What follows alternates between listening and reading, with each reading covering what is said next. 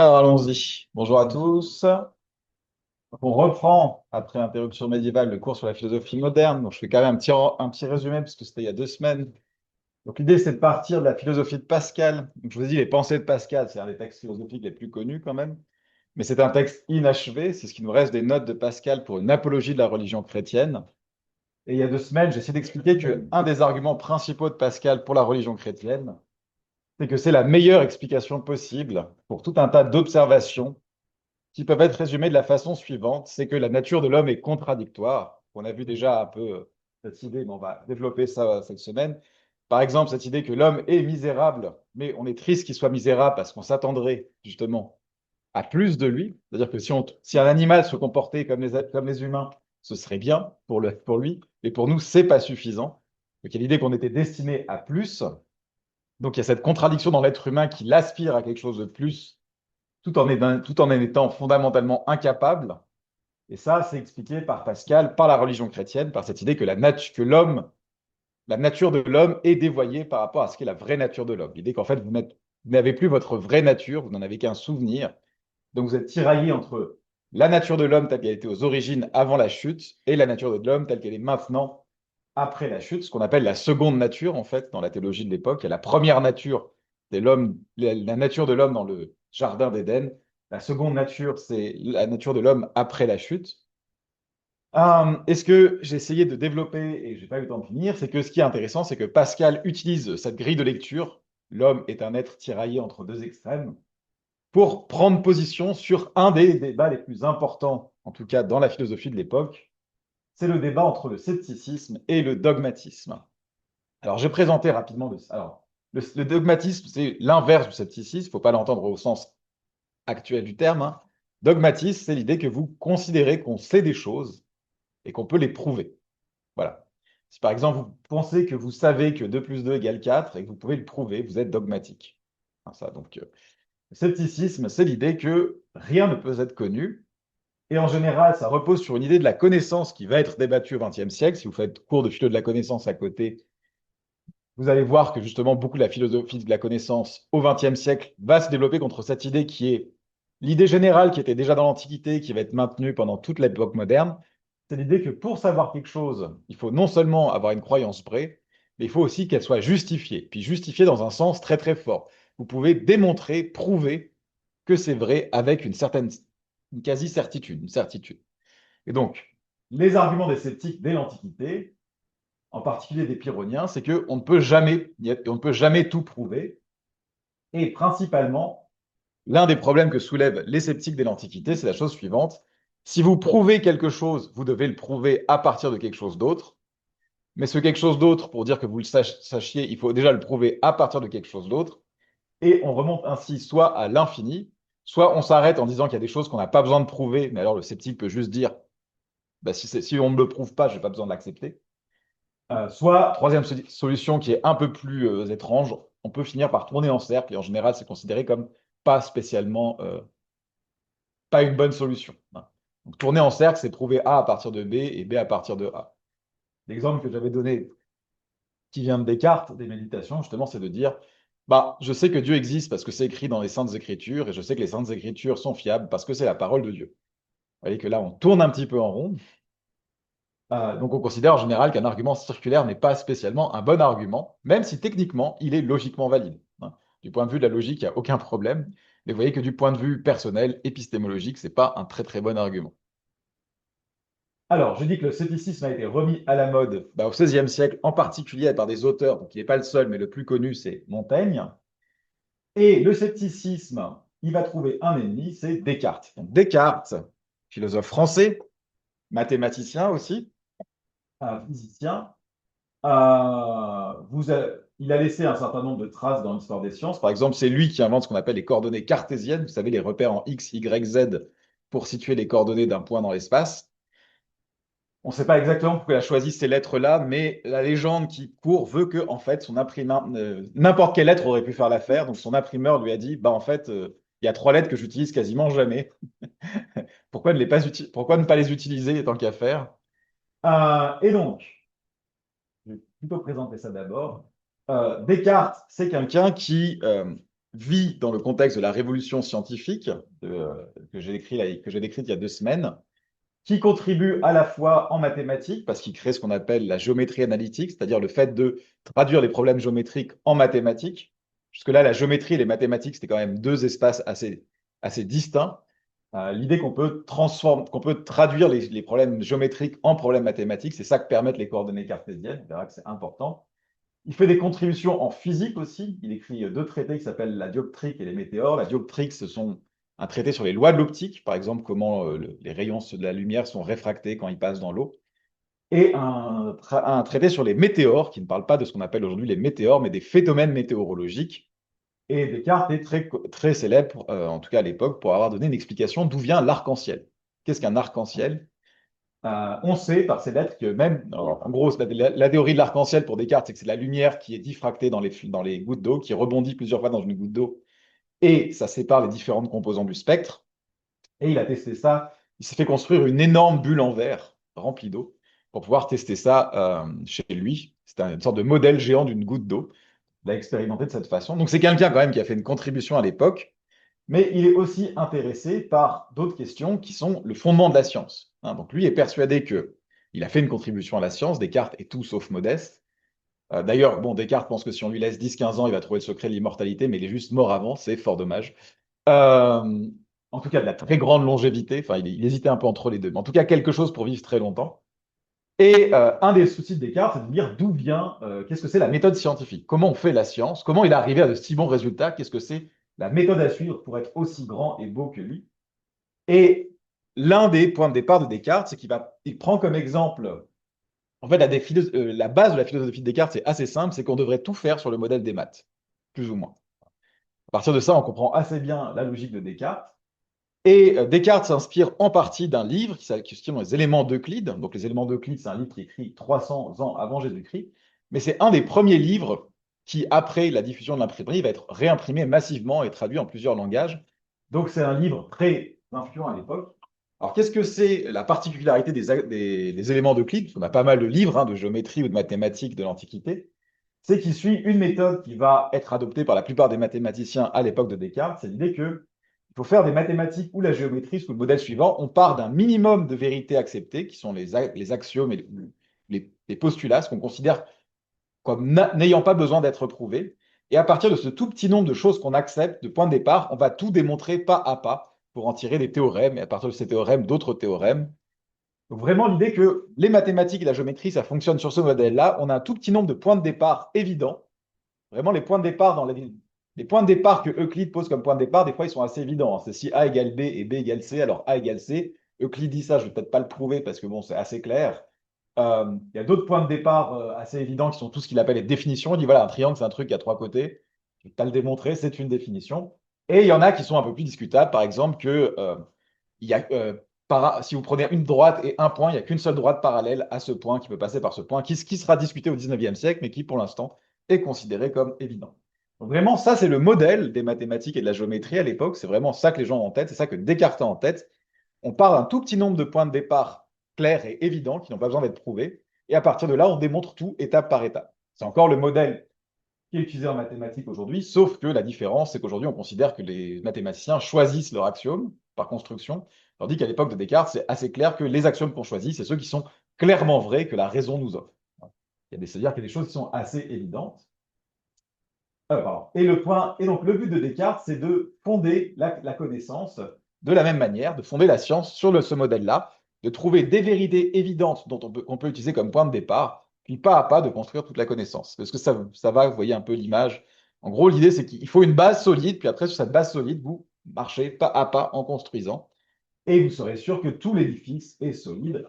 Alors, il y a plusieurs modèles que Descartes utilise pour démontrer ça. Mais un qui est très connu, c'est ce qu'on appelle l'arbre de la connaissance de Descartes, qui décrit dans la préface au principe de la philosophie, il dit voilà, toute la philosophie, alors ça veut dire toute la science à l'époque, il n'y a pas de distinction terminologique philosophie et science, toute la philosophie est comme un arbre dont les racines sont la métaphysique, le tronc est la physique, et les branches qui sortent de ce tronc sont toutes les autres sciences qui se réduisent à 3 principales, à savoir la médecine, la mécanique et la morale, pointant la plus haute et la plus parfaite morale, qui présupposant une entière connaissance de l'autre science, et le dernier degré de la sagesse. Vous voyez, c'est une sorte truc hiérarchique, on trouve les bases de la connaissance dans la métaphysique.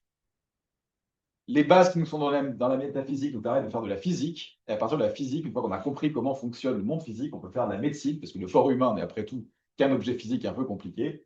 On peut faire de la mécanique, c'est-à-dire comprendre le fonctionnement des machines, mais aussi de tous les assemblages de corps terrestres.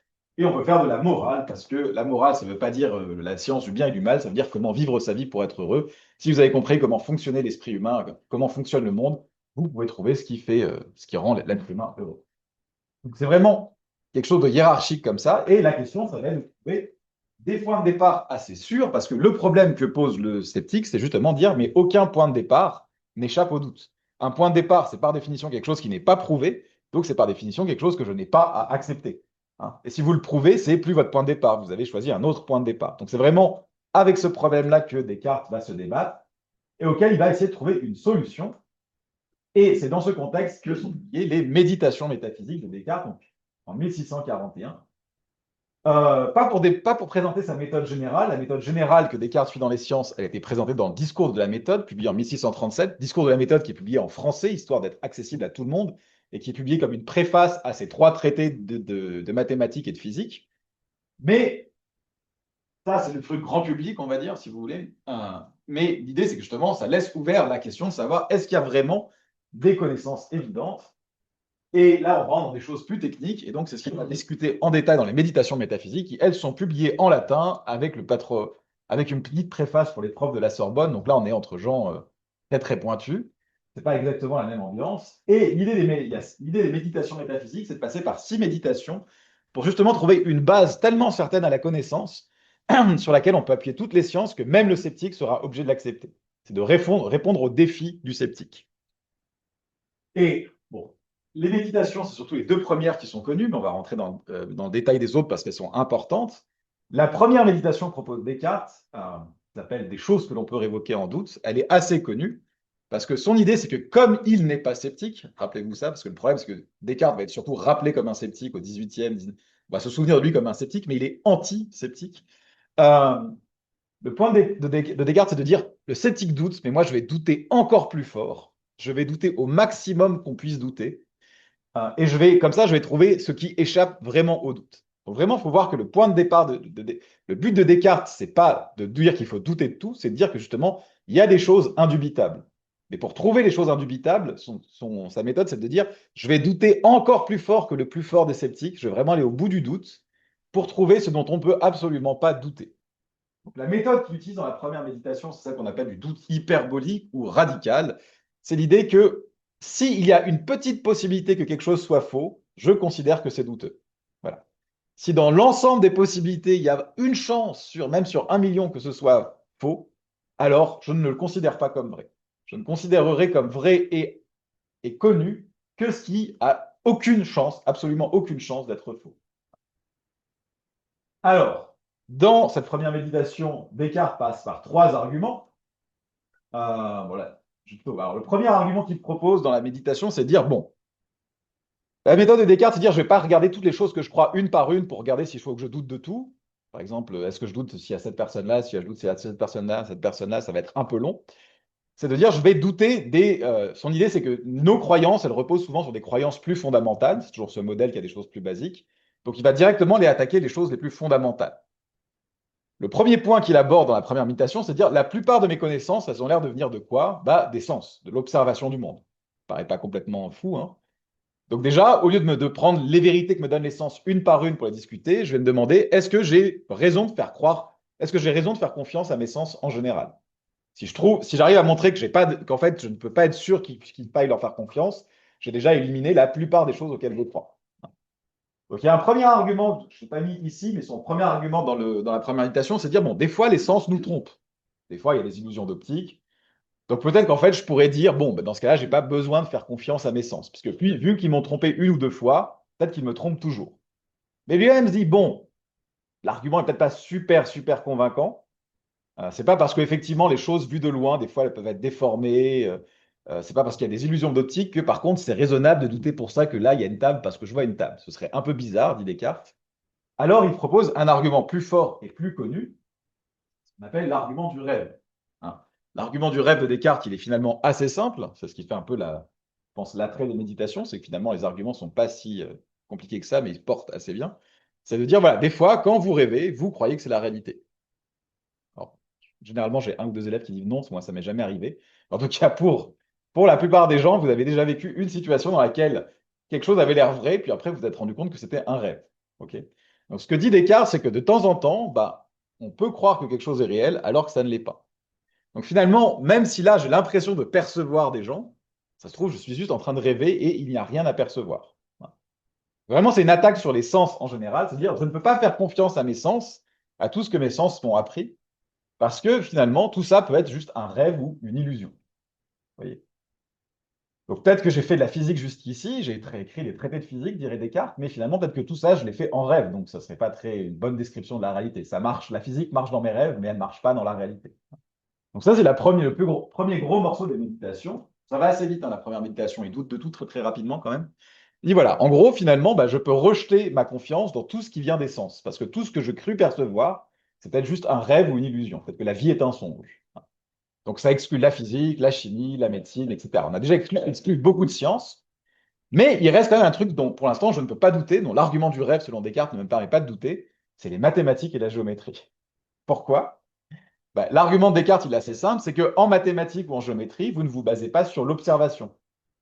Hein, c'est pas, par exemple, pour prouver que la somme des angles d'un triangle est égale à 180 degrés, en mathématiques, on ne prend pas un échantillon de 300 triangles et on ne vérifie pas au rapporteur si la somme est toujours égale à 180 degrés. Ça, si vous faites ça, en général, le prof de mathématiques vous dit que vous n'avez pas compris ce qu'il fallait faire. Hein.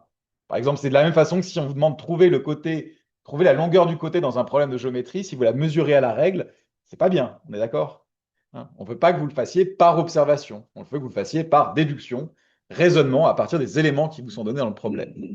Donc l'idée de Descartes, c'est de dire, voilà, peut-être que en fait, tout ça n'existe pas, voilà, tout ça est un songe, mais au moins, alors peut-être que ça parle plus à Descartes qu'à vous, mais au moins je peux continuer à faire des maths dans ma tête, et j'ai pas besoin de savoir que le monde extérieur existe. Même si le monde extérieur n'existait pas, je pourrais toujours faire des maths et de la géométrie, parce que ça demande uniquement de la réflexion sur les idées que j'ai en tête. Est-ce que ça, vous voyez un peu l'idée?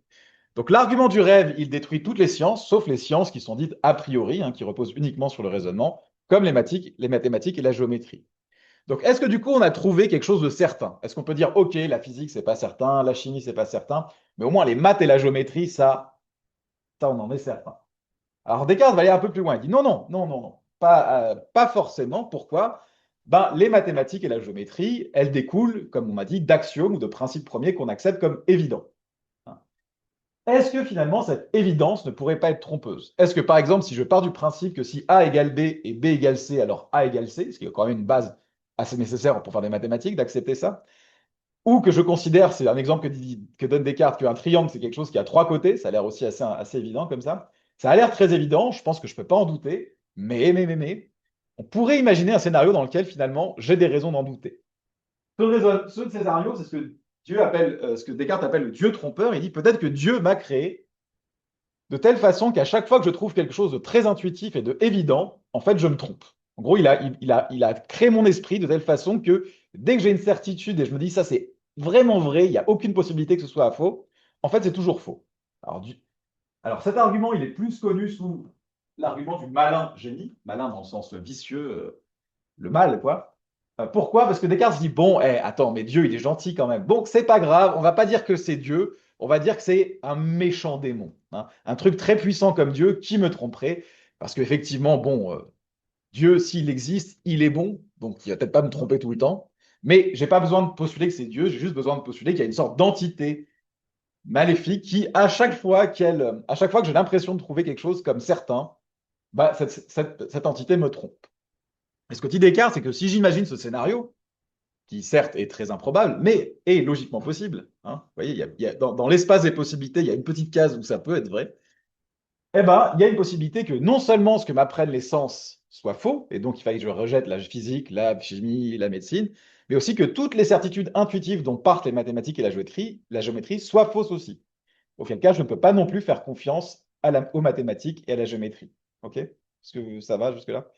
Donc en gros, l'idée, c'est qu'il y a deux sources de connaissances pour Descartes, l'observation extérieure et les intuitions rationnelles, le fait qu'il y a des choses qu'on considère comme clairement évidentes intellectuellement, par exemple, que 2 plus 2 égale 4. Vous n'avez pas besoin d'observer le monde, hein. Vous n'apprenez pas que 2 plus 2 égale 4 en prenant des groupes de deux objets puis en les comparant, hein.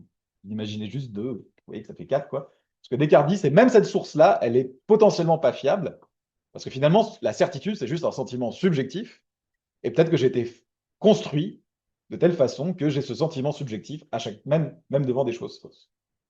Donc là, on arrive à la fin de la première méditation. Et du coup, on doute d'à peu près tout, hein, on est d'accord. Descartes a dit, voilà, là, je crois que je ne peux pas trouver un meilleur scénario que celui-là. Je pense que je suis allé jusqu'au bout du doute, là, fin de la première méditation. Donc la première méditation, elle est assez connue parce que déjà, l'argument du rêve, ça donne ça donnait tous les débats sur est-ce que le monde extérieur existe, est-ce que je peux prouver que le monde extérieur existe. On a déjà vu qu'en fait, Pascal, par exemple, va rebondir là-dessus. Ça a donné des scénarios comme aujourd'hui, est-ce que je suis un cerveau dans une cuve, etc. Donc c'est encore des problèmes qui sont discutés sous une forme ou une autre aujourd'hui. Et c'est toujours des choses où on se dit, bon, c'est pas raisonnable finalement d'avoir ce genre de doute, mais en même temps, on voit bien que bah, c'est difficile de prouver que c'est faux, hein. C'est pour ça que pas mal de théories de la connaissance aujourd'hui s'orientent vers l'idée que peut-être vous pouvez savoir quelque chose, même si vous n'êtes pas capable de le prouver à 100%. Parce que clairement, on a envie de dire qu'on sait que le monde extérieur existe, mais ce que disent les arguments de Descartes, c'est que vous ne pouvez pas le démontrer, hein. Donc l'idée que la connaissance requiert la possibilité de démontrer, Descartes la conserve, et c'est pour ça qu'il doute, mais du coup, dans la philosophie contemporaine, on remet ça en question. Alors, du coup, on arrive à la deuxième méditation, qui est aussi une des plus connues, c'est est-ce que du coup, il y a quelque chose que je sais dont je ne peux pas douter? Et vous connaissez tous la réponse, hein. La réponse à laquelle Descartes arrive, c'est que, ben oui, il y a une chose dont je ne peux pas douter, c'est que j'existe, hein. Alors, il y a la phrase célèbre «Je pense, donc je suis», c'est celle du discours de la méthode. Mais dans les méditations, Descartes dit «Je pense, je suis, j'existe», hein. Je pense, j'existe. Ça veut dire que je ne peux, même quand je doute, bah, je sais bien que je doute, hein.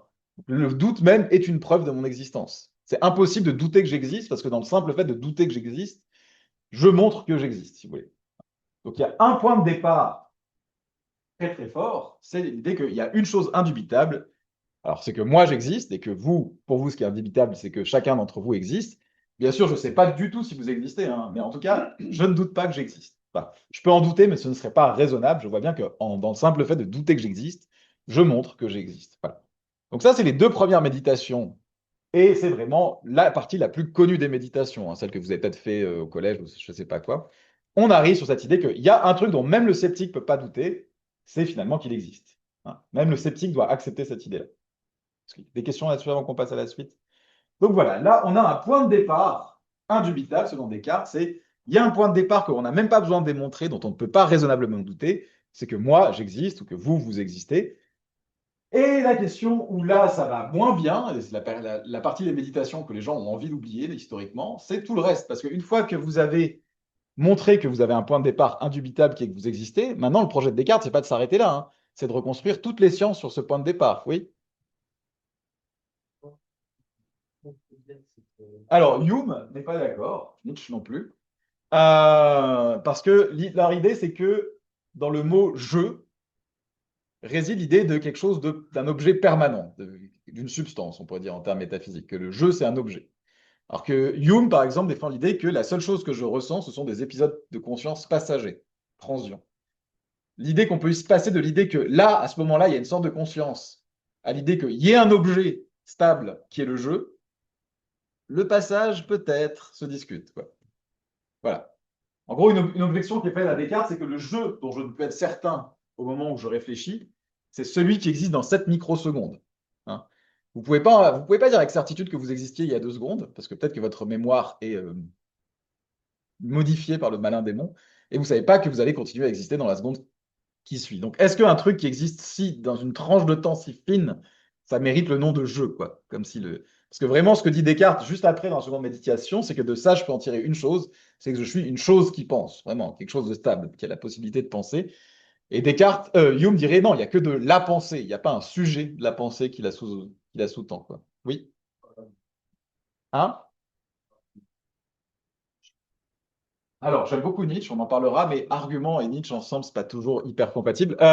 Mais grosso modo, c'est un peu sur le même modèle. C'est l'idée que jeu, ça suppose une sorte d'unité entre entre tous les éléments de la pensée, alors que finalement, le jeu n'est qu'une illusion et vous êtes juste composé d'une multitude de désir, de conscience, d'état de conscience en conflit, en fait. Que le jeu, c'est pas quelque chose qui sous-tend tous ces états de pensée. C'est quelque chose qu'on reconstruit pour unifier ces états de pensée. Donc là encore, l'idée, c'est qu'il y a de la psychologie, il y a de la pensée, mais on peut faire de la psychologie humaine sans supposer l'existence d'un sujet sous-jacent.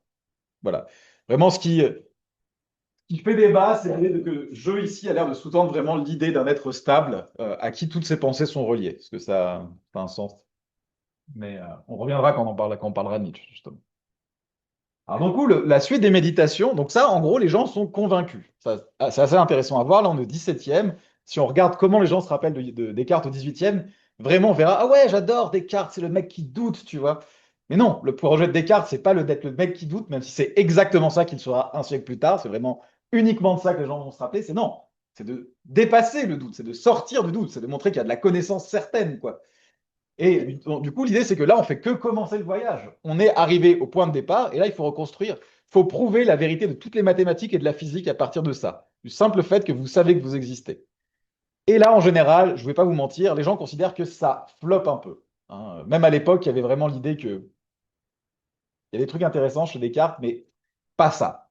Parce que qu'est-ce qu'on prouve juste après qu'on a prouvé qu'on existait? Qu'est-ce qu'on peut prouver à partir de là? Oui, que c'est pas super facile, hein. Je peux toujours pas prouver que le monde extérieur existe.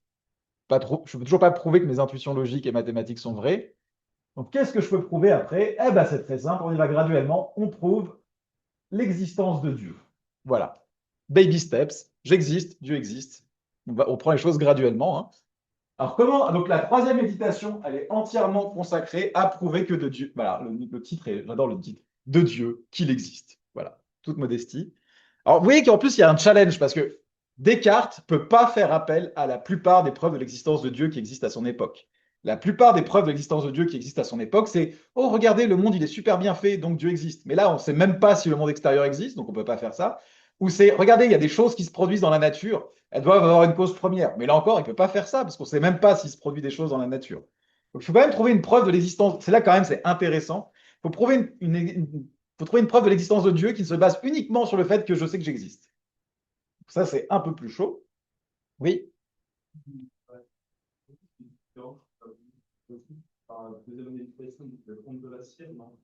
Ah, non, alors, non, c'est pas. En fait, le morceau de sueur, c'est un passage intéressant. En gros, c'est une sorte de digression dans la seconde méditation, si vous voulez. En gros, dans la seconde méditation, on dit voilà, la chose qui est la plus certaine, c'est ça, c'est la pensée, c'est le fait que j'existe. OK? Et après, il se dit, mais quelqu'un pourrait m'objecter qu'en fait, la connaissance que j'ai de ma propre pensée, elle est beaucoup plus indirecte que la connaissance que j'ai du monde extérieur. Ça est beaucoup plus clair. Et Descartes essaie de faire un argument pour dire que, mais en fait, déjà, la connaissance des choses extérieures présuppose un certain, serait impossible sans un certain nombre de vérités intuitives. Ce qu'il donne comme exemple, c'est un morceau de cire. Il dit, voilà, un morceau de cire, je le prends comme ça, il est dur, il a telle couleur, tel goût, il fait tel son quand je tape dessus. Donc, en gros, il passe en revue tous les sens existants, hein. Et ce que dit Descartes, c'est bah non, si je le fais fondre, il a plus aucune propriété en commun avec le morceau d'origine. Il n'a pas la même consistance, il n'a pas la même couleur, il n'a pas le même goût, il n'a pas le même son. Voilà, exactement. Et il dit, mais pourtant, je sais que c'est le même. Comment je sais que c'est le même? Ça, c'est pas quelque chose qui m'est donné par les sens, c'est que je présuppose que la matière est conservée, en fait. Que même si tout a changé, c'est quand même la même matière sous-jacente.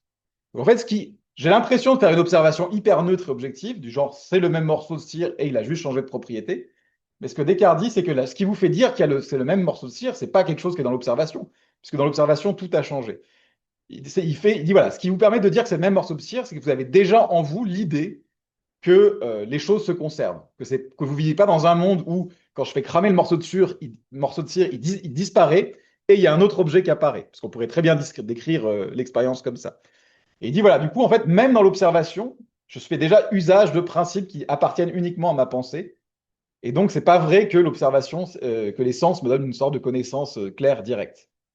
Mais dans l'observation par les sens, on fait déjà utilisation de la pensée. Donc, la pensée est plus primordiale et plus claire que les sens. C'est vraiment quelque chose comme ça.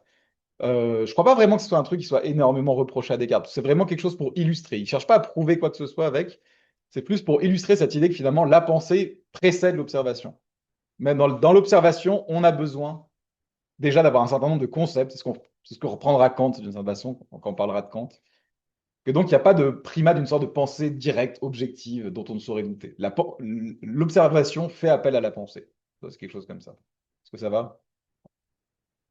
Alors, je disais, oui, à la troisième méditation, on prouve l'existence de Dieu. Hop là, hop là. Alors, il y a deux arguments dans la troisième méditation, mais je vais me concentrer surtout sur le premier, parce que le deuxième, c'est quelque chose d'assez bizarre, sur l'idée que le monde a l'air de durer j'ai l'air de durer dans le temps, mon existence a l'air de durer dans le temps, mais j'ai pas en moi-même la capacité de maintenir mon existence, donc il faut qu'il y ait quelque chose qui maintienne les choses dans leur existence, il faut que ce soit Dieu. C'est vraiment, déjà que les arguments sont pas convaincants, c'est celui qui est le moins convaincant. Donc je vais plutôt me concentrer sur le premier argument qui donne, qui est un peu mieux. Donc, c'est un argument intéressant parce que Descartes part de l'idée que jusqu'ici, il a douté, hein. Il s'est dit que finalement, il pouvait se tromper. OK? Qu'est-ce que ça veut dire qu'il a, en gros, il est capable d'envisager qu'il puisse se tromper. Ouais, jusque-là, ça va. Et il dit, voilà, mais pourquoi j'envisage que je puisse me tromper? Parce que j'ai le sentiment de ne pas être parfait. Je sais que je suis imparfait et que donc je peux me tromper. Jusque-là, ça va? Alors là, on a commencé à avoir un bon. Il dit, voilà, mais du coup, si j'arrive à juger que je suis imparfait, c'est que j'ai en moi l'idée de la perfection. Pour pouvoir juger que je suis imparfait, il faut que j'ai un standard, il faut que j'ai l'idée d'un standard que je n'arrive pas à atteindre. Ce standard, c'est celui de la perfection. Ça va jusqu'ici aussi. Question de Descartes, d'où vient cette idée de perfection? Comment est-elle arrivée dans mon esprit? D'où vient cette idée de perfection? L'idée de Descartes, et c'est là qu'il utilise d'un coup beaucoup de vocabulaire scolastique très bizarre. Donc voilà, le fait de douter présuppose l'idée de notre propre imperfection, et donc l'idée de perfection. Et l'idée de perfection, dit Descartes, c'est l'idée de Dieu. Donc en fait, j'ai en moi l'idée de Dieu. Parce que qu'est-ce que c'est la définition de Dieu? C'est un être parfait. Voilà. Est-ce que vous voyez déjà l'idée? C'est je doute de moi parce que je sais que je suis imparfait. Si je sais que je suis imparfait, c'est que j'ai l'idée de perfection. Or, l'idée de perfection, c'est l'idée de Dieu. Donc en fait, finalement, j'ai déjà en moi l'idée de Dieu. Jusque-là, ça va? Vous n'êtes pas obligé d'être convaincu, hein, je vous rassure. Mais vous voyez que, allez-y. Du coup, la question de Descartes, c'est vraiment, mais d'où vient cette idée? Comment se fait-il que j'ai cette idée dans mon esprit? L'argument de Descartes, c'est la chose suivante. Il doit y avoir au moins autant de réalité dans la cause que dans les faits. Réalité était entendue dans un sens très bizarre, très scolastique, très médiéval. C'est l'idée que les êtres, en fait, sont pas complètement existants, d'une certaine façon, pas complètement réels parce qu'ils sont imparfaits, hein. Si j'ai une idée d'une chose parfaite, selon Descartes, elle ne peut pas venir de quelque chose d'imparfait. Alors, il utilise une sorte d'argument mathématique. Imaginez que vous avez l'idée d'une unité, voilà, un livre. À partir de cette idée-là, vous ne pouvez pas composer l'idée d'une infinité de livres. Vous pouvez les additionner, ça fera 2 livres. Vous pouvez les additionner encore, ça fera 4 livres. Puis après, ça fera 8 livres. Puis voilà, comme ça. Mais vous aurez beau additionner ces idées, et vous n'atteindrez jamais l'idée d'infinité. Vous atteindrez juste des idées de chiffres très très grands. Donc, il prend vraiment cette idée que l'idée d'infini ne peut pas être tirée du fini, en fait, de l'observation d'objets individuels, hein. Et de la même façon, son idée, c'est que l'idée de la perfection, elle ne peut pas être atteinte par peut-être que j'ai vu beaucoup d'êtres plus ou moins imparfaits dans ma vie et je pourrais essayer de combiner leur perfection pour créer l'idée de perfection, mais Descartes dit non, ça ne marche pas comme ça. Alors peut-être que ça pourrait se créer par négation en disant bah, j'ai l'idée de truc imparfait, du coup il suffit de rajouter la négation devant et ça crée l'idée de perfection. Mais Descartes dit non, c'est plutôt le contraire. On a d'abord l'idée de perfection et par négation on crée l'idée d'imperfection. Vraiment, l'idée de Descartes, c'est la suivante, c'est l'idée de Dieu ne peut pas, l'idée d'une chose parfaite ne peut pas être tirée de quelque chose d'imparfait. Elle peut uniquement venir de quelque chose de parfait. Est-ce que vous voyez comment ça se goupille? Donc le simple fait que j'ai en moi l'idée de la perfection prouve qu'il existe quelque chose comme un être parfait. Et youpala, vous avez prouvé l'existence de Dieu. Voilà, c'est comme ça que ça fonctionne. Et ce qui est intéressant pour la suite, selon Descartes, c'est non seulement je sais que Dieu m'a créé, mais je sais qu'il est capable de mettre des idées dans ma tête, parce que c'est lui qui a mis dans ma tête l'idée de perfection, hein. Il le dit, en fait, il l'a mis un peu comme un créateur mettrait sa griffe sur quelque chose, hein. C'est vraiment quelque chose qu'il dit dans la méditation. Il a un peu mis sa marque dans mon esprit m'indiquer que c'est lui qui m'a créé, hein. Cette idée que j'ai de Dieu, c'est la marque de Dieu en moi. Oui, Donc, comment passer de l'écart, c'est ça? oui. Comment passer de prouver l'existence de Dieu à prouver que la Bible et Salis est Alors, existante? Je vais répondre très simplement. Descartes n'en a rien à foutre. Hein. Il est chrétien sur le papier, mais justement, c'est ce que va lui reprocher Pascal. On va voir ça juste après. Jésus, tout ça, il s'en fout. Lui, il a juste besoin de Dieu. On va voir pourquoi. C'est nécessaire pour son projet. Il a un besoin hyper philosophique de Dieu. Spirituellement, pas des masses. Hein. C'est vraiment, à aucun moment Descartes essaye de dire que c'est le Dieu chrétien ou quoi que ce soit, à part, bon, pour éviter, dans la vie de tous les jours, pour éviter quelques ennuis, quoi. Bon, après, il passe la plupart de sa vie en Hollande, hein, pas en France, pour tout un tas de raisons, mais en particulier celle-là.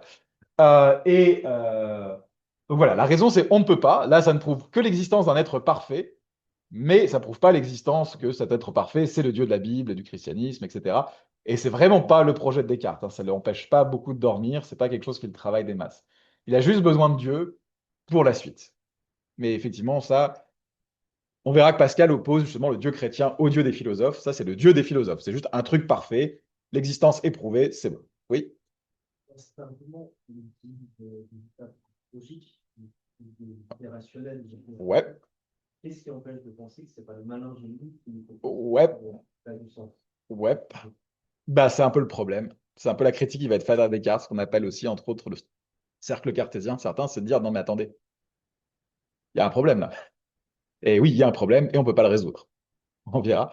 C'est un peu la critique. Bah, c'est Hume qui fait cette critique justement au scepticisme de Descartes dans le dernier chapitre de l'enquête sur l'entendement humain. Il dit, voilà, en fait, si vous tombez dans le scepticisme cartésien, vous ne pouvez pas vous en sortir, parce que pour vous en sortir, il faudrait démontrer quelque chose. Et vous avez déjà exclu la possibilité qu'on puisse démontrer quoi que ce soit, puisque vous avez jeté le doute sur toutes nos capacités de raisonnement. Donc oui, il n'y a pas de réponse et c'est le problème. Surtout qu'en plus, les axiomes qu'ils proposent comme super évidents, comme voilà, il doit y avoir au moins autant de réalité dans la cause que dans les faits, déjà, on ne comprend pas très bien ce que ça veut dire. Puis je suis pas sûr que voilà, ils soient clairement, la lumière de la raison vous les impose comme essentiels, quoi. Donc oui, en général, on considère que le troisième méditation, c'est un peu, voilà, vous avez été hyper hypé par les deux premières, puis là, c'est vraiment, ça retombe d'un coup, quoi. On est un peu moins vendu dans le truc, quoi, si vous voulez. Oui, oui, c'est exactement le problème, vous l'avez bien identifié. Donc voilà. Et pour l'instant, accepter cette idée, on a prouvé l'existence de Dieu, c'est le point de la troisième méditation.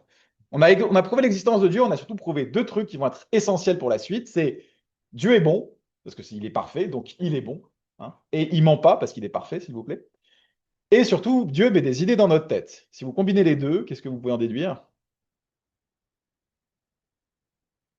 Comment? Alors, les idées que Dieu a mis dans notre tête sont justes. Pas toutes nos idées, hein, parce que bien sûr, l'erreur existe, mais comme Dieu peut mettre des idées dans notre tête et il est bon et qu'il ne ment pas, toutes les idées que Dieu a pu mettre dans notre tête, elles sont vraies. Voilà. Est-ce que ça va? On va voir que ça joue un rôle très important. Alors, la quatrième méditation, je vais pas vraiment pousser, parce que ça m'aiderait à discuter beaucoup de Descartes, mais en gros, c'est une sorte d'interlude où il fait, oui, mais alors si Dieu, il est tout bon, comment ça se fait que je me trompe? Comment ça se fait qu'il m'ait créé de façon à ce que je puisse me tromper? Un peu, c'est une sorte de version du problème du mal, mais pour l'erreur, si vous voulez. Et la réponse de Descartes, c'est la chose suivante, c'est que Dieu a mis en nous deux capacités, les deux capacités fondamentales de l'esprit humain.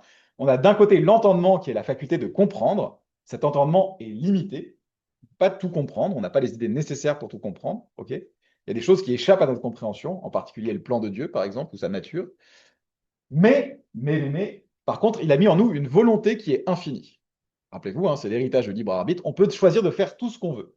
Donc l'idée de Descartes, c'est que comme on a une volonté qui est infinie, un entendement qui est fini, on peut des fois choisir de porter des jugements sur des choses qui dépassent notre compréhension. Et c'est de là que vient l'erreur. Mais ce n'est pas une limitation que Dieu a mis en nous, c'est justement parce que il nous a donné une volonté illimitée et parfaite qu'on se trompe. Donc c'est vraiment notre faute, on utilise très mal cette volonté, mais ce n'est pas parce que Dieu nous a limités. On a le choix de pouvoir tout faire, de pouvoir tout juger. Il faut juste, se dit Descartes, se retenir parfois de juger. Hein, des fois, s'il y a des sujets sur lesquels on ne sait pas grand-chose et sur lesquels on n'a pas de grandes certitudes ni de preuves, peut-être que la bonne façon de le faire ce serait de juste pas juger, mais nous sommes des êtres humains, nous avons la capacité de porter un jugement sur tout, dit Descartes, donc même sur les choses que nous ne comprenons pas et dont nous n'avons aucune bonne idée, et c'est un peu la source de l'erreur pour Descartes. En gros, l'erreur, elle vient pas d'une faiblesse de notre entendement pour Descartes, elle vient d'une sorte d'hubris de notre volonté. On a envie de porter des jugements sur tout, même sur ce qu'on ne comprend pas. C'est vraiment la source de l'erreur. Oui, Il parle du dit, on dit, c'est là où on lit, et que nous ouais, devons émettre un jugement faux de, Non, c'est pas ce qu'il dit. La première, c'est vrai, la seconde, c'est pas vrai, si je peux me permettre. En gros, son idée, c'est de dire, voilà, Dieu a mis en nous un libre arbitre qui est total, qui nous permet de juger de tout et n'importe quoi. Voilà. C'est par exemple quelque chose qu'il écrit en disant, voilà, peut-être que par exemple, tout à l'heure, j'ai envie de mettre mon manteau parce qu'il fait froid dehors, et j'ai de très bonnes raisons de mettre mon manteau, mais j'ai le pouvoir de ne pas mettre mon manteau et de me balader à poil si j'ai envie. Voilà, c'est ça. Ce que dit Descartes, c'est voilà, j'ai toujours le choix de faire tout et n'importe quoi. C'est ce qu'il appelle la liberté d'indifférence. J'ai le droit de douter, même si j'ai de très bonnes. Par exemple, j'ai le droit de douter de quelque chose, même si j'ai de très bonnes raisons de l'accepter. Et j'ai le droit de porter un jugement, même si j'ai de très bonnes raisons de ne pas porter ce jugement, même si j'ai plein de raisons contre. Il dit voilà, ça c'est en fait le point, le niveau basique de la liberté, c'est cette possibilité de tout faire. Mais il dit en général, c'est le niveau le plus faible de la liberté. Je suis d'autant plus libre que j'utilise cette liberté fondamentale pour aller dans le sens de ce que ma raison m'indique. Donc, par exemple, si j'ai le choix de mettre, de mettre un manteau ou pas, mais en général, ce que dit Descartes, je vais être plus libre quand je choisis de mettre le manteau, parce que non seulement j'exerce ma liberté, mais je le fais pour de bonnes raisons sur la base de mon intellect. La même raison, l'idée, c'est que je peux choisir de rejeter l'épreuve, ça c'est un exercice de ma liberté, mais je serai d'autant plus libre que je choisis de juger en fonction des preuves si j'ai de très bonnes preuves. C'est ça. En gros, je peux refuser de juger que 2 plus 2 égale 4, exercer ma liberté comme ça, mais un exercice plus intéressant de ma liberté, c'est de juger que 2 plus 2 égale 4. Parce que non seulement j'exerce ma liberté basique, mais je le fais sur la base de ce qui me paraît le meilleur et les meilleures raisons. Parce que ça va comme ça. Donc, c'est pas que l'idée, c'est que c'est pas le doute en soi est faux, mais c'est que si par exemple j'ai de très bonnes raisons d'accepter quelque chose, je suis d'autant plus libre que je suis ces raisons plutôt que de choisir de douter juste pour exercer le doute, sans raison de douter. Est-ce que ça va comme ça? Ouais. Il faut, pardon, si je pense que j'ai compris les ça, il y aura un niveau de liberté qui sera quand même plus élevé que si je doute. Non, parce que le doute, c'est aussi l'exercice de la volonté. Vous pouvez choisir de douter, pour Descartes. Le doute, c'est pas une émotion, c'est une suspension du jugement. Voilà, c'est justement une façon d'exercer ma liberté, ce serait par exemple, vous me donnez toutes les preuves que Trump n'est pas un reptilien, mais je choisis de douter, de me dire, il y a quand même une chance que ce qu'il soit un reptilien. C'est un exercice de ma liberté. Pas un exercice le plus intéressant, mais c'est quand même un exercice. Je choisis de. Alors vraiment, Descartes a cette idée qu'on a un total contrôle de nos jugements. Quelque chose qui va être très discuté par d'autres cartésiens. Par exemple, Leibniz dit, voilà, si vous avez vraiment des preuves très fortes que 2 plus 2 égale 4, vous ne pouvez pas choisir de croire autre chose. Mais Descartes est vraiment sur cette idée que jusqu'au bout, j'ai le choix de douter. La question, c'est est-ce que c'est très intéressant? Voilà. De la même façon, si j'utilise ma liberté pour me retenir de faire quelque chose que j'ai très envie de faire et que j'ai plein de bonnes raisons de faire, j'exerce ma liberté minimale, ma liberté d'indifférence. Mais est-ce que c'est vraiment l'usage le plus plein de ma liberté? Non. En général, ce qu'il dit, voilà. Cet usage de la liberté qui est juste le pouvoir de choisir n'importe quoi, c'est le niveau le plus bas de la liberté. Le niveau le plus haut, c'est d'utiliser ce pouvoir pour choisir les choses qui me paraissent devoir être choisies ou devoir être jugées. Donc, dans certains cas, le doute, c'est la posture la plus rationnelle. Donc, dans ce cas-là, si vous exercez votre liberté pour douter, votre volonté pour douter, vous êtes tout à fait libre, et même au sens le plus haut. C'est juste douter pour douter sans raison de douter, ça, c'est le niveau le plus bas. Ouais. Est-ce que ça a un sens? Il y a des fois, vous pouvez douter pour de très bonnes raisons. Mais si vous dites juste, voilà, moi, je vais juste pas porter de jugement, c'est pas très intéressant. Parce que voilà. Donc voilà, en gros, là, la méditation quatrième, c'est un peu une sorte de digression qui est causée par qui est causée par la méditation d'avance. On a prouvé que Dieu existait, qu'il était bon. Pourquoi je me trompe? Pas parce que Dieu m'a fait pour me tromper, il n'est pas un malin génie. Parce qu'il d'un côté, il m'a donné un entendement pour comprendre, mais qui est limité, parce que certaines choses dépassent mon entendement. Et de l'autre côté, il m'a donné une volonté totale, dans la classique tradition du libre arbitre. Et je peux parfois utiliser ce libre arbitre pour porter des jugements sur des choses que je ne comprends pas. Mais ça, c'est pas Dieu qui m'a forcé à le faire, c'est ma propre hubris, ma propre décision de porter des jugements sur des choses qui dépassent mon entendement. Tant que je suis modeste et que j'utilise ma volonté pour uniquement porter des jugements sur des choses que je comprends, il n'y a pas de raison que je me trompe. Voilà, c'est vraiment ça, la théorie de Descartes. Et alors maintenant, on arrive aux méditations 5 et 6 qui sont les plus importantes. C'est, voilà, maintenant, une fois qu'on a mis tout ça de côté, on a prouvé que Dieu était gentil, qu'il est vérace, qu'il m'a créé. Comment est-ce qu'on refonde les mathématiques et les sciences naturelles? La cinquième méditation refonde en fait les mathématiques et la géométrie. Elle dit, c'est très simple, on a prouvé que Dieu était bon, qu'il pouvait mettre des idées dans ma tête. Toutes les idées que Dieu a mis dans ma tête, donc les idées qui sont innées, qui ne viennent pas de l'expérience. En gros, l'idée de Descartes qui va être reprise par beaucoup de philosophes, c'est que vous ne naissez pas avec l'esprit vide, vous naissez avec tout un package d'idées, hein. Par exemple, si vous pouvez voir que la cire a changé, c'est parce que vous avez déjà en vous l'idée que les objets sont stables, qu'il existe des objets stables dans le temps, hein, que la matière ne se perd pas. Ça, c'est une idée que Dieu a mis dans votre tête. Donc vraiment, l'idée de Descartes, c'est ça. Il y a des idées que Dieu a mis dans votre tête. Ces idées-là, elles sont forcément vraies, parce que c'est Dieu qui les a mis dans votre tête. Donc ça, c'est des idées innées. Et par exemple, l'idée selon laquelle si A égale B et B égale C, alors A égale C, qui est l'exemple que Descartes prend souvent, ça, vous ne le savez pas par l'observation, c'est une idée que vous comprenez comme étant purement logique. Pourquoi vous avez cette certitude-là? Parce que Dieu a mis cette idée dans votre tête. Il a aussi mis l'idée de toutes les formes géométriques. Vous savez qu'un triangle, ça a trois côtés, parce que Dieu a mis l'idée du triangle dans votre tête. Vous savez que par une droite, par un point et une droite, il n'existe qu'une parallèle qui peut passer par ce point par rapport à la droite, parce que Dieu a mis ça dans votre tête. Oui, Oui, il y a des idées que Dieu n'a pas mis dans votre tête. oui, tout à fait. C'est pour ça que l'entendement est limité. Alors, très bonne question. C'est une des critiques qui vont être faites. L'idée, c'est que déjà, elle est censée être plus ou moins innée, hein. Donc, elle n'a pas besoin d'être apprise. Elle a juste besoin d'être réveillée un peu comme vous savez, dans le Ménon de Platon, on fait faire les maths à l'esclave, puis finalement, il trouve un peu tout seul parce qu'il se rappelle. Donc, c'est vraiment des idées qu'on va retrouver un peu partout, qui ont pas, c'est des idées qui ne s'apprennent pas par l'observation. Vraiment, l'idée que les mathématiques sont fondamentalement des choses innées pour Descartes. La preuve, c'est qu'on n'a pas besoin de l'observation du monde pour faire des mathématiques. Ce sont des idées que tout le monde retrouve, si vous voulez, hein. Il y a des choses que vous persuadez, Comment? après, il y a des choses que vous persuadez qui après servent à la même chose. Oui, c'est un peu le problème. C'est un peu la critique que les empiristes vont faire aux cartésiens, disant, voilà, vous pensez qu'il y a des principes innés, mais moi, je peux vous trouver au moins un ou deux mecs dans l'univers qui sont prêts à dire que 1 plus 1 égale 3, donc checkmate. Non, mais c'est vraiment ça l'argument qu'on trouve chez Locke. Voilà, donc c'est tout le problème. Ça, c'est un problème d'identification. Effectivement, quels sont les... Alors, l'idée de Descartes, c'est qu'elle arrive avec une sorte d'intuition logique. C'est vraiment l'idée que vous ne pouvez pas voir comment ça pourrait être autrement, hein.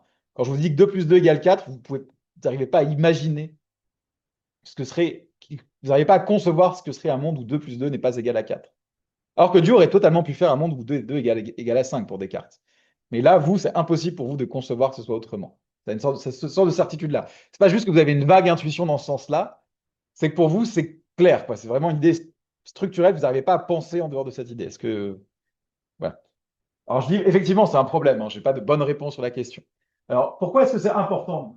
Ah, c'est important, ça. Bah, c'est parce que l'idée, c'est voilà, les maths et la géométrie sont sauvées. Les maths et la géométrie ne dépendent pas de l'observation, elles dépendent uniquement de raisonnements à partir d'idées évidentes. Et ces idées évidentes, les axiomes des mathématiques et de la géométrie, qu'est-ce que c'est? C'est les idées que Dieu a mis dans votre tête. C'est cool. Alors, est-ce que j'ai mis ça? Non, je vais l'expliquer ici. Alors, pourquoi c'est très important? Parce qu'en fait, Descartes essaye d'expliquer quelque chose pour lequel les gens veulent une explication. Le peuple demande une explication. Enfin, pas beaucoup de peuples, mais les philosophes.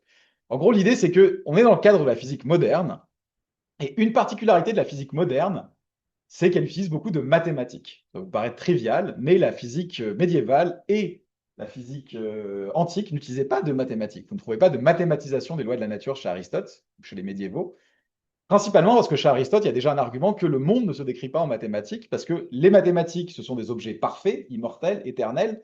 Le monde, c'est la merde, ça pourrit, les choses crèvent, hein. Non, mais c'est vraiment ça l'argument. Le monde dans lequel on vit est imparfait, le monde physique est imparfait, les objets mathématiques sont des objets parfaits. On ne voit pas très bien le rapport entre les deux. Pourquoi est-ce que les maths décriraient la nature? Or, là, Descartes vit dans une époque où, depuis un siècle, avec Kepler et maintenant avec Galilée, on se rend compte que, bah, en fait, ça marche vachement bien de décrire la nature en termes mathématiques. Et ça, il faut voir que c'est un thème qui est vraiment très présent à l'époque. Les gens cherchent pourquoi, hein. C'est une question quand même. Pourquoi les maths, c'est si efficace pour décrire la nature? C'est pas évident comme ça, parce que vous voyez vraiment dans l'esprit des gens de l'époque, c'est les maths, c'est des trucs qu'on connaît sans expérience du monde, complètement par raisonnement pur. Le monde, par définition, c'est quelque chose qu'il faut observer pour le connaître. Comment ça se fait que les maths, ça s'applique aussi bien à la physique? Alors, il y a des gens qui ont juste dit que ça marchait. Par exemple, Galilée a une phrase célèbre en disant la nature est écrite dans le grand livre des mathématiques. Ok, parfait, mais pourquoi? Alors, il y a des gens qui ont tenté des trucs, hein. Kepler, par exemple, le physicien, a une théorie selon laquelle, en fait, bah, les idées mathématiques, où est-ce qu'elles sont stockées, en fait? Où sont stockés le triangle, le carré, les théorèmes mathématiques? Quand les mathématiciens les découvrent, ils sont quelque part. Ben, ils sont dans l'esprit de Dieu, hein. Et comme c'est Dieu qui a créé le monde, forcément, on retrouve dans le monde des traces des mathématiques, parce que les mathématiques ont été créées par un être qui, dans son esprit, a des mathématiques. Voilà. Et bon, Descartes propose une idée qui va coller, qui va avoir plus de succès. Son idée, c'est la chose suivante, c'est de dire, qu'est-ce que c'est un objet physique? Alors, je ne sais pas si le monde extérieur existe, on n'a toujours pas prouvé qu'il existait. Mais s'il existait, c'est quoi la particularité d'un objet physique? C'est quoi une définition d'un objet physique? Qu'est-ce qui fait qu'un objet est physique? Alors, Descartes a une définition très simple, hein, qui va être acceptée, c'est un objet physique, c'est un objet qui existe dans l'espace. Voilà, ça va, ça vous va? Qu'est-ce qui fait que vous êtes un objet physique? C'est que vous avez une certaine forme, vous occupez une certaine position et une forme dans l'espace. C'est ça qui fait que vous êtes un objet physique. Le nombre 2 n'est pas un objet physique parce que vous ne pouvez pas donner ses coordonnées spatiales. Ça va jusque-là? Mais l'idée de Descartes, c'est de dire, mais la géométrie, qu'est-ce que c'est finalement? C'est une description des propriétés de l'espace, hein. En gros, pourquoi on peut faire de la géométrie? Parce que Dieu a mis en nous, dans notre esprit, une connaissance préalable des propriétés de l'espace. Par exemple, si je découpe une forme avec 3 lignes dans l'espace, cette forme va avoir des angles tels que la somme des angles est égale à 180 degrés. Ou que si je découpe 2 lignes dans l'espace et que j'en fais une qui est perpendiculaire à une, si l'autre est parallèle, alors elle sera aussi perpendiculaire. Donc en gros, ce que Descartes dit, c'est d'où vient la géométrie? C'est fait une science qui est basée sur des principes qui sont dans notre tête, pas acquis par l'observation. Mais ces principes, ce sont en fait les lois fondamentales de l'espace, hein. Les lois fondamentales de comment fonctionne l'espace. Et c'est Dieu qui les a mis dans notre tête. Donc en gros, pourquoi est-ce que la géométrie s'applique à l'espace? Parce que, en gros, elle est basée sur une connaissance de l'espace qu'on a avant même d'observer le monde. C'est une connaissance de l'espace que Dieu a mis dans notre tête. Vous êtes tous très convaincus jusque-là? Donc en gros, Dieu était très sympa, il a mis dans notre tête une connaissance parfaite des lois de l'espace, et c'est ça que décrit la géométrie. Enfin, il a mis les bases sur lesquelles on peut développer une connaissance parfaite des lois de l'espace. Et en gros, qu'est-ce qui explique l'accord entre les mathématiques et la physique, entre la géométrie et la physique? C'est que Dieu, ben, en fait, a mis en nous une connaissance de l'espace, des propriétés de l'espace. Est-ce que vous voyez comment ça fonctionne? Et du coup, le truc de Descartes, je vous ai dit qu'une des choses pour lesquelles Descartes est connu, c'est qu'il a développé ce qu'on appelle la géométrie analytique, c'est-à-dire l'idée qu'on peut traduire tous les problèmes géométriques en mathématiques. Et donc, si la géométrie parle de l'espace, ben, les mathématiques peuvent parler de l'espace, vu qu'on peut traduire la géométrie en mathématiques.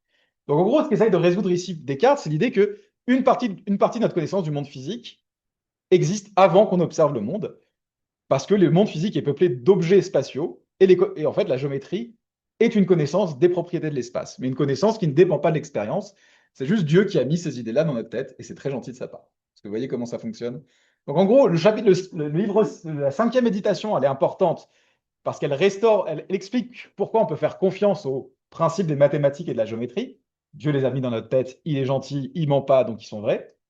Mais surtout, elle essaie d'expliquer pourquoi on peut utiliser les mathématiques et la géométrie pour faire de la physique. Et ça, c'est important à l'époque. C'est une des questions fondamentales. Alors, dans la 5e méditation, où il est écrit pour la seconde fois de l'existence de Dieu, Descartes donne un autre argument très célèbre de l'existence de Dieu, c'est l'argument ontologique. L'argument ontologique, qu'est-ce que c'est? C'est l'idée que j'ai une idée claire de ce qu'est Dieu dans ma tête. Dieu, c'est l'être qui est parfait. L'existence est une perfection. C'est plus parfait d'exister que de ne pas exister. Donc Dieu existe. C'est l'argument. Voilà, vous êtes. Ce qui est intéressant, c'est que Descartes considère que ce n'est pas un argument d'existence de Dieu qu'il pouvait utiliser avant, hein. Son idée, c'est qu'on peut utiliser cette preuve de l'existence de Dieu que parce que je sais que l'idée que j'ai de l'existence de Dieu, elle est fiable parce que Dieu l'a mis dans ma tête, hein. Donc Descartes dit, voilà, cette preuve de l'existence de Dieu, elle fonctionne que parce que j'ai déjà accepté que Dieu existait, hein. Donc c'est pour ça qu'elle est là, elle est dans la 5e méditation, elle sert de rappel en fait. Ce n'est pas la preuve fondamentale qui permet l'existence de Dieu. Il dit par contre, une fois que vous avez accepté que les idées dans votre esprit, elles sont claires et vraies parce que Dieu les a mises dans votre tête, vous pouvez vous dire, ah, mais l'idée de Dieu que j'ai dans ma tête, c'est quelque chose qui est parfait, donc c'est quelque chose qui existe, donc Dieu existe. Mais en gros, pour Descartes, cette preuve ne marche que parce que vous avez déjà accepté l'existence de Dieu. C'est pour ça qu'elle arrive dans la 5e méditation et pas dans la 3e. Et ce qui est marrant, c'est que c'est la preuve de l'existence de Dieu de Descartes qu'on a le plus retenu. Alors que Descartes lui-même considère que c'est une preuve de l'existence de Dieu qui fonctionne que si vous acceptez que Dieu existe déjà. C'est vraiment une sorte de truc à contempler pour se rappeler de la perfection de Dieu. Je le dis juste ici, c'est pas important pour le développement, mais parce que souvent on la voit discuter. Mais c'est important de dire que même Descartes lui-même considérait que c'était une preuve qui pouvait fonctionner que si vous avez déjà une théorie selon laquelle cette idée-là, elle a un statut particulier. Oui.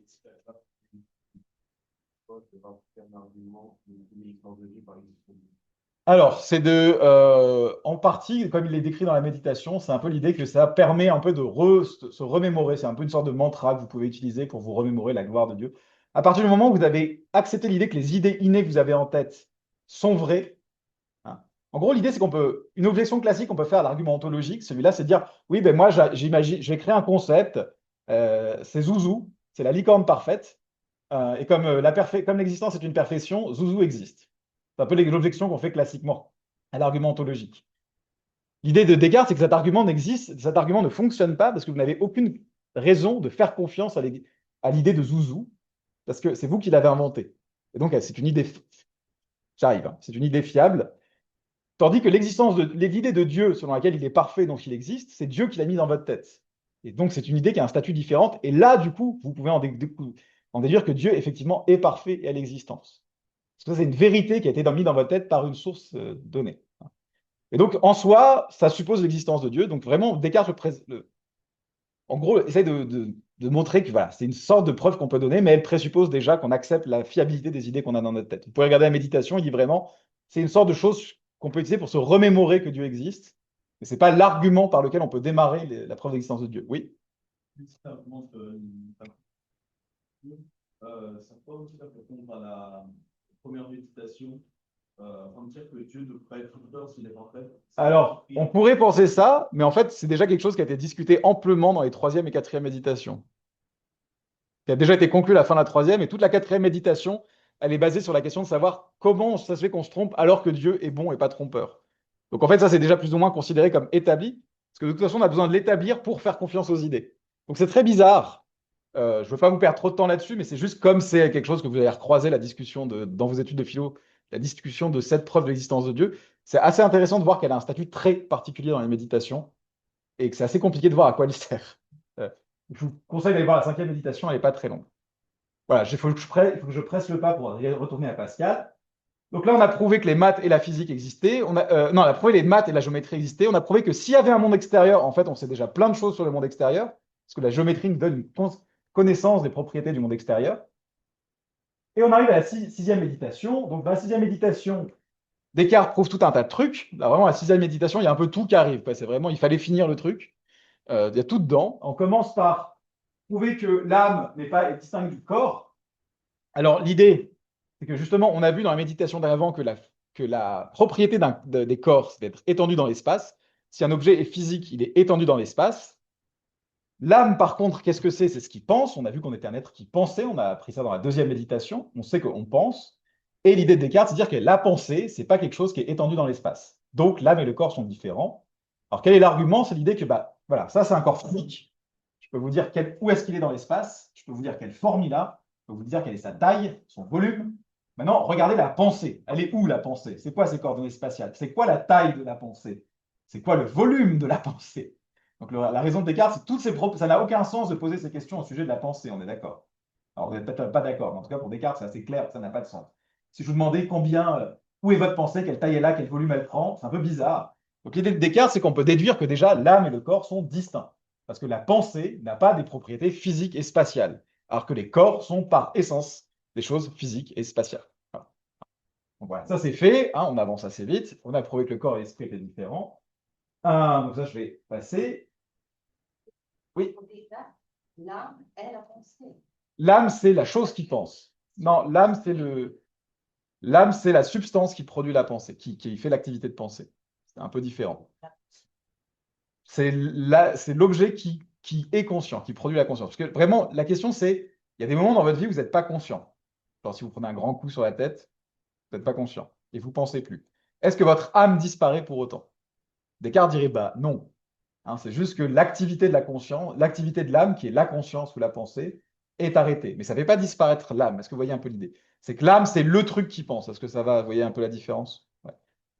Voilà. Donc, pourquoi c'est important? Parce que Descartes va proposer une vision du monde la preuve de l'existence de Dieu la troisième médiation, personne ne va l'accepter. Mais tellement personne ne va l'accepter qu'il y a même un prêtre hollandais qui va accuser Descartes d'être un athéiste d'un athée undercover, qui essaye de proposer des preuves de l'existence de Dieu tellement mauvaises qu'elles font une mauvaise image de la religion chrétienne. Donc voilà, pas un gros succès à l'époque. Mais par contre, les méditations et la physique de Descartes vont être très influentes parce que Descartes va proposer une vision mécaniste du monde. Qu'est-ce que ça veut dire? C'est que Descartes dit, voilà, en fait, qu'est-ce que c'est un corps physique? C'est juste quelque chose étendu dans l'espace. Il n'y a rien de caché dans les corps physiques. Par exemple, dans la physique aristotélicienne ou au Moyen-Âge, comment est-ce qu'on explique que les objets tombent vers la Terre? C'est parce qu'il y a dans les objets une envie, une tendance à aller vers le centre de la Terre. Descartes dit non, mais ça c'est complètement con. Un objet physique, c'est juste un truc qui prend de la place dans l'espace. Voilà. Il n'y a rien d'autre dans la physique. Les objets physiques n'ont aucune autre propriété que d'être des trucs étendus dans l'espace qui se gênent les uns les autres. Hein. Et il faut faire de la physique rationnelle, vu que l'esprit et la matière, ce sont deux choses complètement différentes. Les corps, il n'y a pas d'envie, il n'y a pas de désir, il n'y a pas de truc dedans. Hein. Je vous avais dit qu'on avait parlé de Pascal, une explication possible du vide, de pourquoi les pompes marchent, c'était la nature a horreur du vide, donc elle a envie de remplir le vide. Mais Pascal trouve ça con, et il trouve ça con parce que justement, il a quand même lu en grande partie Descartes, et une des grandes thèses de Descartes, c'est non, la nature, c'est juste des cubes, quoi, ou des morceaux de matière, et il n'y a pas d'envie, il n'y a pas de désir là-dedans. Donc la grande comparaison que Descartes fait, c'est que tout dans la nature fonctionne comme des machines. Il prend comme exemple l'horloge, par exemple. Dans une horloge, tout fonctionne parce qu'il y a des parties qui poussent d'autres parties. Hein. Il n'y a pas de truc mystérieux, il n'y a pas une envie de marquer l'heure dans l'horloge, c'est juste différents morceaux qui s'assemblent pour faire quelque chose. Il n'y a pas de pouvoir magique, hein, c'est vraiment juste des pièces qui s'emboîtent dans des pièces et qui se poussent. Hein. Donc ce que va dire Descartes, c'est en fait qu'il faut faire toute la physique comme ça, même les trucs mystérieux, genre les aimants qui ont l'air de s'attirer à distance. Descartes essaie de produire des explications en disant c'est parce qu'il y a des courants dans une certaine forme dans le monde qui vont, parce qu'elles ont une certaine forme, vont s'emboîter avec ces trucs-là, ils vont diriger les trucs les uns vers les autres. Et une des thèses fameuses que va défendre Descartes, c'est celle de l'animal machine, c'est de dire voilà, les animaux, la biologie, ça doit être de la physique. On ne fait pas de la biologie sur un modèle différent de la physique.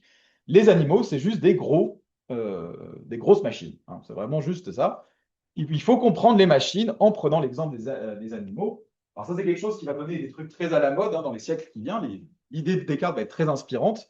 Par exemple, les gens vont construire beaucoup de robots animaux à l'époque, hein, donc 17e, 18e siècle. Le plus connu, c'est le canard de Vaucanson. Hein. Vaucanson, c'est quelqu'un qui a créé beaucoup d'animaux en robots. Le canard de Vaucanson, c'était un canard qui arrivait à activer son bec pour manger des aliments. Puis après, il y avait toute une machinerie avec plusieurs produits chimiques dans l'estomac. Et au bout de quelques heures, il digérait l'aliment et il faisait un caca qui ressemblait effectivement à un caca. Grand progrès, effectivement. Et donc, l'idée de Descartes, c'est voilà, dans la biologie classique aristotélicienne, on va vous expliquer comment marche la nature en disant que les plantes, elles poussent parce qu'elles ont une âme végétative. Les animaux, ils ressentent des trucs parce qu'ils ont une âme sensitive. L'idée de Descartes, c'est non, on vire tout ça, il n'y a pas d'âme, on va trop distribuer les âmes. Tout fonctionne sur le modèle de la machine, sauf l'esprit humain qui, lui, est immatériel. Mais comme les animaux, ils n'ont pas de pensée et ils n'ont pas d'esprit matériel, c'est juste des grosses machines, il n'y a rien d'autre à chercher. Donc ça va être vraiment une vision du monde qui va être très influente au XVIIe et XVIIIe siècle, qui va être remise en cause à la fin du XVIIIe par les développements de la chimie. Parce qu'en fait, la chimie, c'est un peu plus compliqué que des objets qui se poussent les uns les autres. En fait, hein. Il y a quand même beaucoup de propriétés différentes des différents composants. Quelque chose qui ne marche pas très bien. Ou vraiment, la seule chose qui différencie les objets pour Descartes, c'est la forme. Hein. Il y a des trucs qui sont un peu ronds dans la nature, il y a des trucs qui sont un peu piquants. Voilà. Il y a par exemple les boissons qui vous piquent la langue. Hein. C'est qu'en fait, elles sont faites plein de petites particules piquantes. Du coup, quand vous les mettez sur votre langue, ça fait plein de micro-trous. Et à l'inverse, les breuvages qui sont un peu plus doux, c'est qu'ils sont faits de plein de petites particules rondes. Hein, et donc là, ça coule en bouche, c'est très agréable. C'est vraiment comme ça qu'un décarré. Alors, ça va être vraiment vu, mais il faut voir que c'est une sorte d'opération de grand nettoyage pour la physique. Hein. On se débarrasse de tous les trucs que la philosophie antique et médiévale avait mis dans la nature, cette envie de remplir le vide, cette envie d'aller vers le sol, les âmes qui font pousser les plantes, tout ça, on se débarrasse de tout ça. La nature, c'est juste des cubes qui se bougent les uns les autres. Oui? Déjà, les boissons d'air. Non, mais il y a des boissons épicées, par exemple. Hein. Voilà, un piment, pourquoi ça pique? Parce qu'en fait, quand vous croquez dedans, ça libère plein de petites particules qui piquent. En forme de triangle avec des petites pointes et tout. Quoi, c'est pas une mauvaise explication en soi. C'est juste pas la bonne, mais c'est une explication intéressante. Voilà. Alors, du coup, j'ai juste pas dit comment est-ce qu'on prouve que le monde extérieur existe pour faire de la physique. Eh ben, c'est très simple, vous n'allez pas être déçus. Nous avons naturellement envie de dire que le monde extérieur existe. tous d'entre nous, chaque fois que, voilà, quand vous observez un truc, on se dit, ah, c'est un truc qui existe en dehors de moi quand même, hein. Donc la réponse de Descartes, c'est, bon, on a cet instinct naturel de penser que les choses qu'on voit existent en dehors de nous. C'est Dieu qui nous a fabriqués, c'est Dieu qui est la source de cet instinct naturel. Dieu n'est pas trompeur, donc forcément, cet instinct correspond au fait qu'il existe un monde extérieur, hein. Le seul truc sur lequel Descartes ne revient pas, c'est, à un moment, il se dit, bon, est-ce que du coup, je peux faire confiance à mes sens pour apprendre comment le monde fonctionne? La réponse de Descartes, non. Non, il faut faire des mathématiques, hein. On comprend l'essence des objets en faisant de la géométrie et pas en se basant sur le sens. Alors, comment est-ce qu'il réconcilie ça? Il a une théorie très complexe qui est, mais très simple en fait, qui est Dieu nous a donné des sens, donc Dieu est gentil, mais il ne nous les a pas donnés pour savoir comment les choses sont, pas pour faire de la science. Il nous les a donnés pour survivre, hein. Donc, l'idée de Descartes, c'est que les sens nous disent comment les choses agissent sur nous, voilà, mais pas comment elles sont dans leur être. Alors, un exemple très simple, ça pourrait être le suivant. Imaginez, vous êtes chez vous, vous marchez pieds nus. Si vous marchez sur le carrelage et si vous marchez sur le sol, vous avez l'impression que le carrelage est plus froid. Ok? Bon, ils sont à la même température, physiquement parlant. Donc Descartes, vous direz déjà là, on sent qu'il y a un truc qui ne va pas. Vos sens ne vous disent pas comment sont les objets. Alors pourquoi est-ce qu'on sent que le carrelage est plus froid que le tapis? Parce qu'en fait, le carrelage absorbe votre chaleur plus vite que le tapis. Il est plus conducteur. Voilà. Donc en gros, ce que dirait Descartes dans cet exemple-là, c'est que les sens font leur job. Ils vous disent que le carrelage est en train de vous prélever plus de chaleur que le tapis. Ça, c'est important pour la survie. Il faut aller mettre des chaussons. Mais ça ne vous dit pas que ça vous indique pas la température objective du carrelage, hein. En gros, l'idée de Descartes, c'est voilà, les sens nous disent comment les choses agissent sur nous et donc sont utiles pour la survie, mais ils ne sont pas utiles pour la connaissance et la science. Ça doit se faire avant tout par les mathématiques, etc. Donc voilà, ça c'est le dogmatisme de Descartes et on ne peut tout prouver. Et donc Pascal, lui, arrive un peu après Descartes. Et son idée, c'est que ni les sceptiques, ni les dogmatistes ont raison. Encore une fois, la vérité est au milieu. Pourquoi? Parce que malgré ce que dit le sceptique, c'est impossible de douter de tout. Personne n'a vraiment jamais douté du fait que le monde extérieur existait. On peut l'écrire sur un papier de philo, mais en vrai, on sait que le monde extérieur existe. Il n'y a aucune part de nous qui en doute véritablement. À l'inverse, donc, par exemple, on sait que le monde extérieur existe. Le sceptique a tort de dire qu'on ne le sait pas. Voilà, on le sait. Mais ce que le dogmatiste a tort, c'est de penser qu'il peut le démontrer avec certitude. En gros, ce que Pascal dit, c'est encore une fois, on sait des choses, mais on ne peut pas les démontrer. Donc les deux théories sont trop extrêmes. Il y a la théorie dogmatiste de Descartes, c'est celle qui considère que l'homme est comme il était à ses origines, avec un entendement très très fort et toute la connaissance, tous les principes de la réalité connus. Peut-être que Adam, lui, il pouvait tout démontrer depuis le début, hein. Et le sceptique a tort de dire que voilà, on ne sait rien, parce qu'on a quand même en nous encore des traces de connaissances, hein. On ne peut pas le démontrer, mais on sait que le monde extérieur existe, hein. Donc ce qui est important pour Pascal là-dedans, c'est de dire que l'homme a certaines connaissances, mais ce n'est pas l'homme lui-même qui est l'auteur de ces connaissances. Voilà, l'homme sait des choses, mais ce n'est pas grâce à l'homme. Il y a une sorte d'appel à l'humilité, hein. Voilà ce que dit, encore une fois, Pascal, hein. Voilà la guerre ouverte entre les hommes où il faut que chacun prenne parti et se range nécessairement ou au dogmatisme ou au pyrrhonisme, hein. Donc on voit que c'est un débat un peu chaud à l'époque quand même, peut-être qu'il exagère un petit peu, car qui pensera demeurer neutre sera pyrrhonien par excellence. C'est-à-dire, on ne peut pas être neutre en débat. Est-ce qu'on sait quelque chose? Si vous dites, je ne sais pas, vous avez déjà pris un camp, c'est celui du sceptique. Cette neutralité est l'essence de la cabale, qui n'est pas contre eux et excellemment pour eux, en quoi paraît leur avantage. Ils ne sont pas pour eux-mêmes, ils sont neutres, indifférents, suspendus à tout sans excepter. Donc là, il parle des pyrrhoniens. Il dit voilà, l'avantage des pyrrhoniens, c'est que les pyrrhoniens disent même pas qu'ils ont raison. Donc finalement, si vous n'êtes pas contre eux, vous êtes avec eux, hein, voilà. Vous ne pouvez pas être neutre. Que fera donc l'homme en cet état? Doutera-t-il de tout? Doutera-t-il s'il veille, si on le pince, si on le brûle? Doutera-t-il s'il doute? Doutera-t-il s'il est? Hein, vous reconnaissez un peu les thèmes. On ne peut en venir là, et je mets en fait qu'il n'y a jamais eu de pyrrhonien effectif parfait. La nature soutient la raison impuissante et l'empêche d'extravaguer jusqu'à ce point. Ça, c'est la thèse de Pascal, c'est il y a des philosophes qui se disent pyrrhoniens, mais en vrai, il n'y a jamais eu un seul pyrrhonien dans la nature, parce que personne n'a jamais vraiment douté que le monde extérieur existait, qu'il existait lui-même, etc. Dira-t-on au contraire qu'il possède certainement la vérité, lui qui, si peu qu'on le pousse, ne peut en montrer aucun titre et est forcé de lâcher prise? Donc là, c'est une critique plus sur les Descartes, sur le camp de Descartes. Il dit non, en fait, vous ne pouvez pas démontrer ces choses-là, vous pouvez essayer, mais vous n'y arrivez pas. Quelle chimère est donc que l'homme? On revient toujours à ce thème-là. Quelle nouveauté, quel monstre, quel chaos, quel sujet de contradiction, quel prodige, juge de toute chose, imbécile ver de terre, dépositaire du vrai, cloaque d'incertitude et d'erreur, gloire et rebut de l'univers. Vous voyez, c'est toujours cette idée que tiraillé entre deux directions. Qui démêlera cet embrouillement? Certainement, cela passe le dogmatisme et le pyrrhonisme et toute la philosophie humaine. L'homme passe l'homme. En gros, l'idée, c'est que la nature humaine dépasse les capacités d'explication humaine. La philosophie par elle-même ne peut pas expliquer la nature humaine. Qu'on accorde donc aux pyrrhoniens ce qu'ils ont tant crié, que la vérité n'est pas de notre portée, ni de notre gibier, qu'elle ne demeure pas en terre, qu'elle est domestique du ciel. Voilà, donc ça, c'est la contradiction dans laquelle se trouve Pascal. Alors, comment est-ce que Pascal explique cette chose-là, qu'on a la vérité sans être capable de la démontrer? Il fait une différence entre deux facultés. La raison, c'est ce qui procède par preuve et par démonstration, on vient de voir, ce que Descartes essaie d'utiliser. Mais il y a ce qu'il appelle le cœur. Qu'est-ce que c'est le cœur? C'est par ça qu'on connaît les principes de connaissance intuitive. Donc vraiment, le cœur, ça fait très romantique, dit comme ça, mais comment vous savez que le monde extérieur existe? Le cœur. Comment vous savez que 2 plus 2 égale 4? Le cœur. Comment vous savez que 1 plus 1, comment vous savez que si A égale B, B égale C, A égale C? Le cœur. Faut vraiment voir le cœur, c'est pas un truc de passion, hein, c'est la connaissance intuitive des principes. Parmi ces principes se trouvent certains principes plus passionnels, hein, comme Dieu existe, bien sûr, mais il faut vraiment voir que le cœur, chez Pascal, c'est vraiment ça, hein. Donc quand on prend la phrase, il y a une phrase célèbre de Pascal qui est « le cœur a ses raisons que la raison ne connaît point », ça fait très romantique, dit comme ça, disant « oui, l'amour, c'est… » mais on peut pas rien. Non, ce que veut dire Pascal par cette phrase, c'est « oui, effectivement, le cœur accepte certains principes intuitifs comme 1 plus 1 égale 2, qu'on ne peut pas démontrer. » Beaucoup moins romantique, tout de suite. Mais c'est ça, hein, le principe. Alors on verra qu'après, il y a des applications, mais vraiment, le cœur, chez Pascal, c'est le principe de connaissance intuitive de la vérité. Voilà ce que dit Pascal, hein. Nous connaissons la vérité non seulement par la raison, mais encore par le cœur. C'est de cette dernière sorte que nous connaissons les premiers principes. Et c'est en vain que le raisonnement, qui n'a point de part, essaie de les combattre. Les pyrrhoniens qui n'ont que cela pour objet, ils travaillent inutilement. Nous savons que nous ne rêvons point. Quelle impuissance que nous soyons de le prouver par la raison, cette impuissance ne conclut autre chose que la faiblesse de notre raison, mais non pas l'incertitude de toutes nos connaissances, comme ils le prétendent. Car les connaissances des premiers principes, espace, temps, mouvement, nombre, sont aussi fermes qu'aucune de celles que nos raisonnements nous donnent, et c'est sur ces connaissances du cœur et de l'instinct qu'il faut que la raison s'appuie, et qu'elle y fonde tout son discours.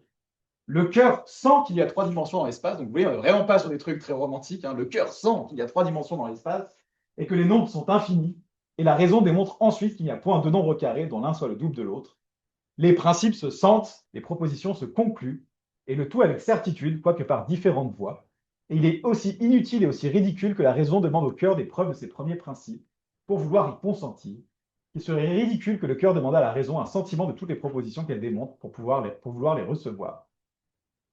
Voilà, c'est la thèse de Pascal. Il y a des choses qu'on sait, mais donc les pyrrhoniens ont tort, mais c'est absurde de faire comme veut le faire Descartes et d'autres. C'est absurde de vouloir tout démontrer. Il y a des choses qu'on doit accepter parce qu'on ressent qu'elles sont vraies. Ça ne veut pas dire qu'on ne les sait pas, mais ça veut dire qu'il faut rester humble et pas chercher à les démontrer. Alors, quelles conséquences ça a pour la religion? Parce qu'on est quand même dans une apologie de la religion chrétienne, quoi. Donc, au bout d'un moment, il faut quand même que la religion revienne dans le truc. C'est ça, c'est une sorte d'appel à l'humilité. Cette impuissance ne doit donc servir qu'à humilier la raison, qui voudrait juger de tout, mais non pas à combattre notre certitude, comme s'il n'y avait que la raison capable de nous instruire, plût à Dieu que nous n'en eussions au contraire jamais besoin, et que nous connaissions toutes choses par instinct et par sentiment. Mais la nature nous a refusé ce bien. Elle ne nous a au contraire donné que très peu de connaissances de cette sorte, toutes les autres ne peuvent être acquises que par raisonnement.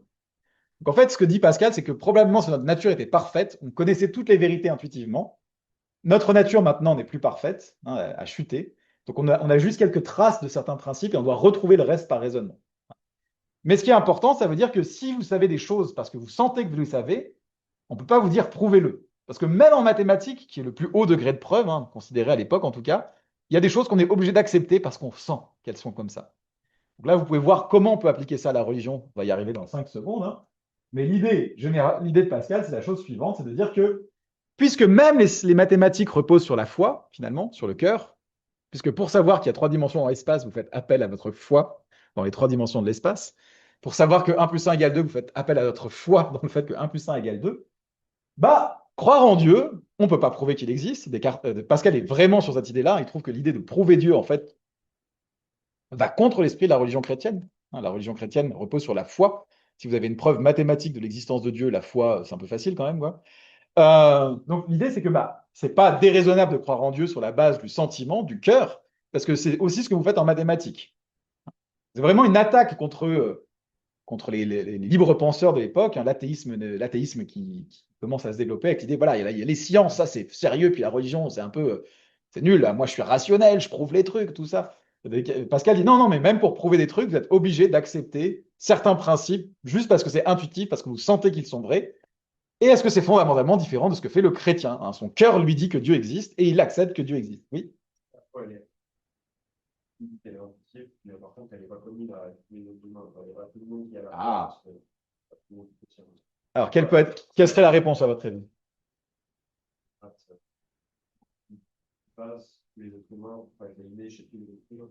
Alors que la foi chrétienne n'est pas innée chez tous les êtres humains. Eh bien, si. Pour Pascal. Non, non, effectivement, c'est une très bonne raison, très bonne objection, mais Pascal anticipe, hein, son idée, c'est très simple, c'est celle que défendent aujourd'hui d'autres gens en théologie analytique. L'idée que nous avons tous un instinct, que Dieu existe, mais soit vous vous en détournez par orgueil, soit vos péchés sont devenus tellement grands que vous ne ressentez plus l'appel de Dieu, c'est fort dommage pour vous. Et l'idée de Pascal, c'est que ça s'applique aussi aux mathématiques, parce que je ne sais plus dans quel ouvrage, mais il y a un ouvrage comme ça où il dit, voilà, j'ai croisé tel homme qui refusait l'idée que l'espace soit divisible à l'infini, alors que c'est une vérité logique mathématique, hein.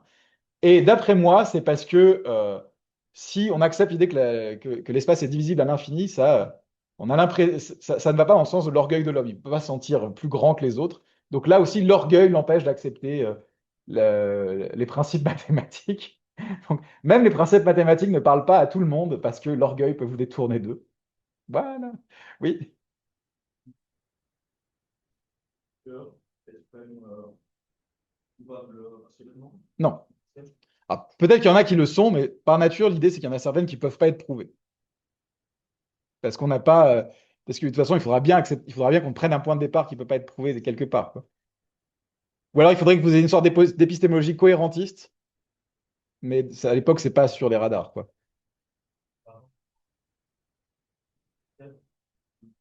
Ça veut dire Ouais, comment? Alors, il y a des preuves que 2 plus 2 égale 4, mais ça demande des mathématiques qui n'existent pas vraiment spécifiquement à l'époque, quoi, par exemple. En plus, 2 plus 2 égale 4, c'est plus l'exemple de Descartes. Je crois pas que Pascal utilise l'exemple, ouais. Mais bon, on est quand même sur la même idée. Mais oui, alors il y a peut-être des trucs, mais en gros, l'idée, c'est qu'il y a quand même des choses qui échapperont toujours à la preuve, parce qu'on est limité. On n'a pas accès. Oui, oui, il le dit, hein, c'était ce qu'il disait c'était ce qu'il disait dans le truc d'avant. Elle nous a donné que très peu de connaissances de cette sorte. Voilà. Ah, c'est un stock très limité. Il y a l'idée que peut-être l'homme initial, avant la chute, avait tout un tas de connaissances intuitives. Il n'avait pas besoin de passer par la démonstration. Voilà, donc, voilà. L'argument de Pascal, c'est vraiment ça. C'est finalement, même les sciences comme les mathématiques reposent sur la foi, même la physique repose sur la foi que le monde extérieur existe, c'est quand même déjà pas mal. Donc finalement, il y a vraiment.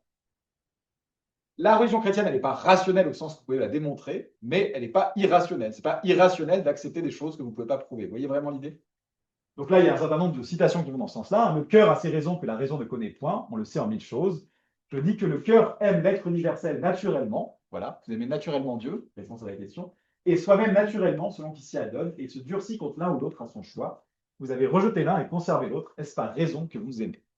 Par exemple, si vous n'appelez plus si vous n'entendez plus l'appel du divin, l'amour, si vous ne ressentez plus l'amour que vous aviez pour Dieu à la naissance, c'est peut-être parce que vous vous aimez trop vous-même, hein. Il faudrait peut-être commencer à travailler là-dessus. Euh, c'est le cœur qui sent Dieu et non la raison. Voilà ce qu'est la foi. Dieu sensible au cœur, non à la raison. Soumission, il faut savoir douter où il faut, assurer où il faut, et en se soumettant où il faut. C'est-à-dire, il y a des choses qu'il faut prouver, et il y a des choses que ça ne sert à rien de vouloir prouver parce qu'on doit juste les accepter. Par exemple, que le monde extérieur existe. Vous voyez. Qui ne fait ainsi n'entend pas la force de la raison. Il y en a qui faillent contre ces 3 principes, ou en s'assurant tout comme démonstratif, donc ça c'est Descartes, manque de se connaître en démonstration, ou en doutant de tout, manque de savoir où il faut se soumettre, ou en se soumettant en tout, manque de savoir où il faut juger. Pyrrhonien, géomètre chrétien, doute, assurance, soumission. Hein. Donc ça, Pyrrhonien doute, les géomètres, eux, sont persuadés de pouvoir tout démontrer, et le chrétien, lui, sait qu'il y a des choses qu'il faut qu'il démontre, et il y a des choses dans lesquelles il faut qu'il se soumette à l'évidence de son cœur, et donc à Dieu. Donc c'est le chrétien et en fait la synthèse entre le pyrrhonien et le géomètre. C'est très joli. Voilà. Alors ça c'est l'objection, hein, voilà, anticipée. Hein, voilà, l'existence de Dieu n'est pas apparente à tout le monde, mais c'est parce que votre œil est corrompu par le péché. Voilà, hein. C'est bon, tout va bien. Alors maintenant, on va revenir aux pensées de Pascal, parce que cette idée que l'homme, c'est un compromis entre les théories philosophiques, il est un peu à mi-chemin entre les théories philosophiques, ça s'applique aussi en éthique, donc on arrive à la fin du cours, je finirai la semaine prochaine.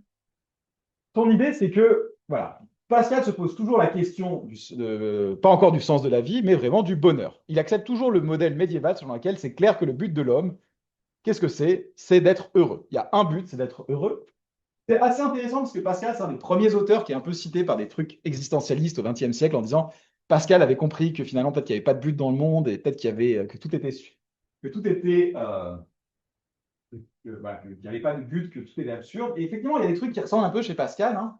Par exemple, il dit, voilà, je vois ces effroyables espaces de l'univers qui m'enferment, et je me trouve attaché à un coin de cette vaste étendue, sans que je sache pourquoi je suis plutôt placé en ce lieu qu'en un autre, pourquoi suis-je ici, ni pourquoi ce peu de temps qui m'est donné à vivre m'est assigné à ce point plutôt qu'à un autre de toute l'éternité qui m'a précédé, et de toute celle qui me suit. C'est voilà, je suis perdu dans l'univers à ce point précis, pourquoi je suis là, à quoi bon, à quoi ça sert?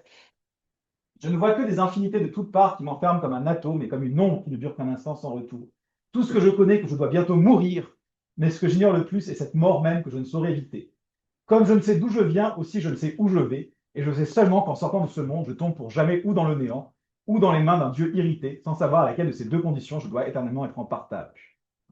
Donc là, vous voyez, on est vraiment dans un truc, on sent un peu déjà des tons, voilà, est-ce que tout ça sert à quelque chose, est-ce qu'il y a à quoi bon? Mais en fait, dans d'autres parties, il retombe très clairement dans le moule classique, hein, en disant, voilà, en voyant l'aveuglement et la misère de l'homme, en regardant tout l'univers.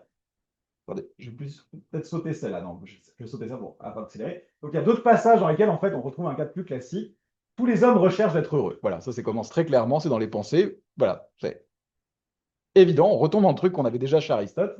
Cela est sans exception, quels différents moyens qu'ils y emploient. Ils tendent tous à ce but, ce qui fait que les uns vont à la guerre et que les autres n'y vont pas, et ce même désir qui est dans tous les deux accompagné de différentes vues. La volonté fait jamais la moindre démarche vers cet objet.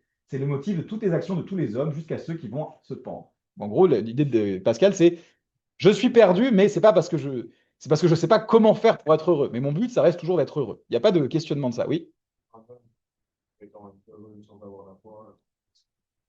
Ah oui, bien sûr. Oui, bien sûr, aussi. Tout à fait. Forcément. On va y arriver. Et cependant, depuis un si grand nombre d'années, jamais personne, sans la foi, n'est arrivé à ce point où tous vivent continuellement. Tous se plaignent, princes, sujets, nobles, roturieux, vieux, jeunes, forts, faibles, savants, ignorants, saints, malades de tout pays, de tous les temps, de tout âge et de toutes conditions. Une épreuve si longue, si continuelle et si uniforme devrait bien nous convaincre de notre impuissance d'arriver au bien par nos efforts. Vous ne pouvez pas être heureux sur la base de vos seuls efforts. Donc, je vous ai dit, hein, c'est une des thèses fondamentales du jansénisme. La grâce divine doit arriver pour vous soutenir. Mais l'exemple nous instruit peu, il n'est jamais si parfaitement semblable qu'il y ait quelques délicates différences, et c'est de là que nous attendons que notre attente ne sera pas déçue, en cette occasion comme en l'autre, et ainsi le présent ne nous satisfaisant jamais, l'expérience nous pipe et de malheur en malheur nous mène jusqu'à la mort, qui en est un comble éternel. Voilà, donc en gros, personne n'a jamais été heureux sans la foi, mais comme il y a plein de façons de se détourner de la foi, on peut se dire, bon, bah, peut-être que celle-là, elle va marcher la prochaine fois. Personne n'a essayé ça, quoi. Faisons ça. Donc voilà. En fait, finalement, Pascal a vraiment des tons un peu, quand il décrit l'univers et la grandeur de l'univers, à quel point on est petit, il y a des tons qui sont presque existentialistes, mais finalement, l'idée, c'est que il n'y a pas à choisir votre but. Votre but, il est préétabli, comme dans la philosophie antique et médiévale. Qu'est-ce que vous cherchez tous? Vous cherchez le bonheur, hein. Et bien sûr, ce bonheur, bah, comme on est dans un cadre très chrétien, il va être trouvé en Dieu. L'idée, c'est que Pascal revient encore à discuter que les théories philosophiques échouent parce qu'elles capturent chacune une partie de la vérité sans la capturer en entier. Donc, il met souvent en opposition l'épicurisme et le stoïcisme. Et pour vous résumer, l'idée, c'est que le stoïcisme, c'est celle qui décrit un peu l'homme s'il n'avait pas chuté. Il dit que, en gros, le stoïcisme dit le bonheur, il n'est pas dans les choses extérieures, il est en moi-même, dans mon esprit, par ma vertu et ma perfection, hein. Et ce que dit Pascal, c'est que ça aurait été vrai à une époque, mais vu que l'homme est complètement nul et misérable maintenant et qu'il est affaibli par le péché, il ne peut pas trouver son bonheur en lui-même, hein. Surtout, il peut pas. Il y a vraiment, c'est un thème assez classique au XVIIe, l'idée que la morale stoïcienne est revenue très à la mode, hein, après la Renaissance. Et il y a un peu l'idée que la morale stoïcienne, c'est quelque chose qui fait quand même très confiance au pouvoir de l'être humain. Je ne sais pas si vous avez remarqué, hein. Vous pouvez surmonter toutes vos émotions, toutes vos peurs, tous vos désirs par l'usage de votre raison. Vous pouvez devenir fort, vertueux, sage. Et ça, si vous êtes un bon chrétien, vous savez que c'est impossible. Seul Dieu peut vous aider à atteindre ce stade. Vous ne pouvez pas le faire tout seul, hein. Mais il y a l'idée que l'épicurisme a raison dans une partie. Alors là où l'épicurisme a tort, vous le devinez très clairement, c'est l'idée que le bonheur, c'est dans le plaisir, dans le fait de se vautrer dans les choses, dans le plaisir, les choses comme ça. Mais là où il a raison, selon Pascal, c'est que l'épicurisme a compris que l'homme ne peut pas trouver son bonheur en lui-même.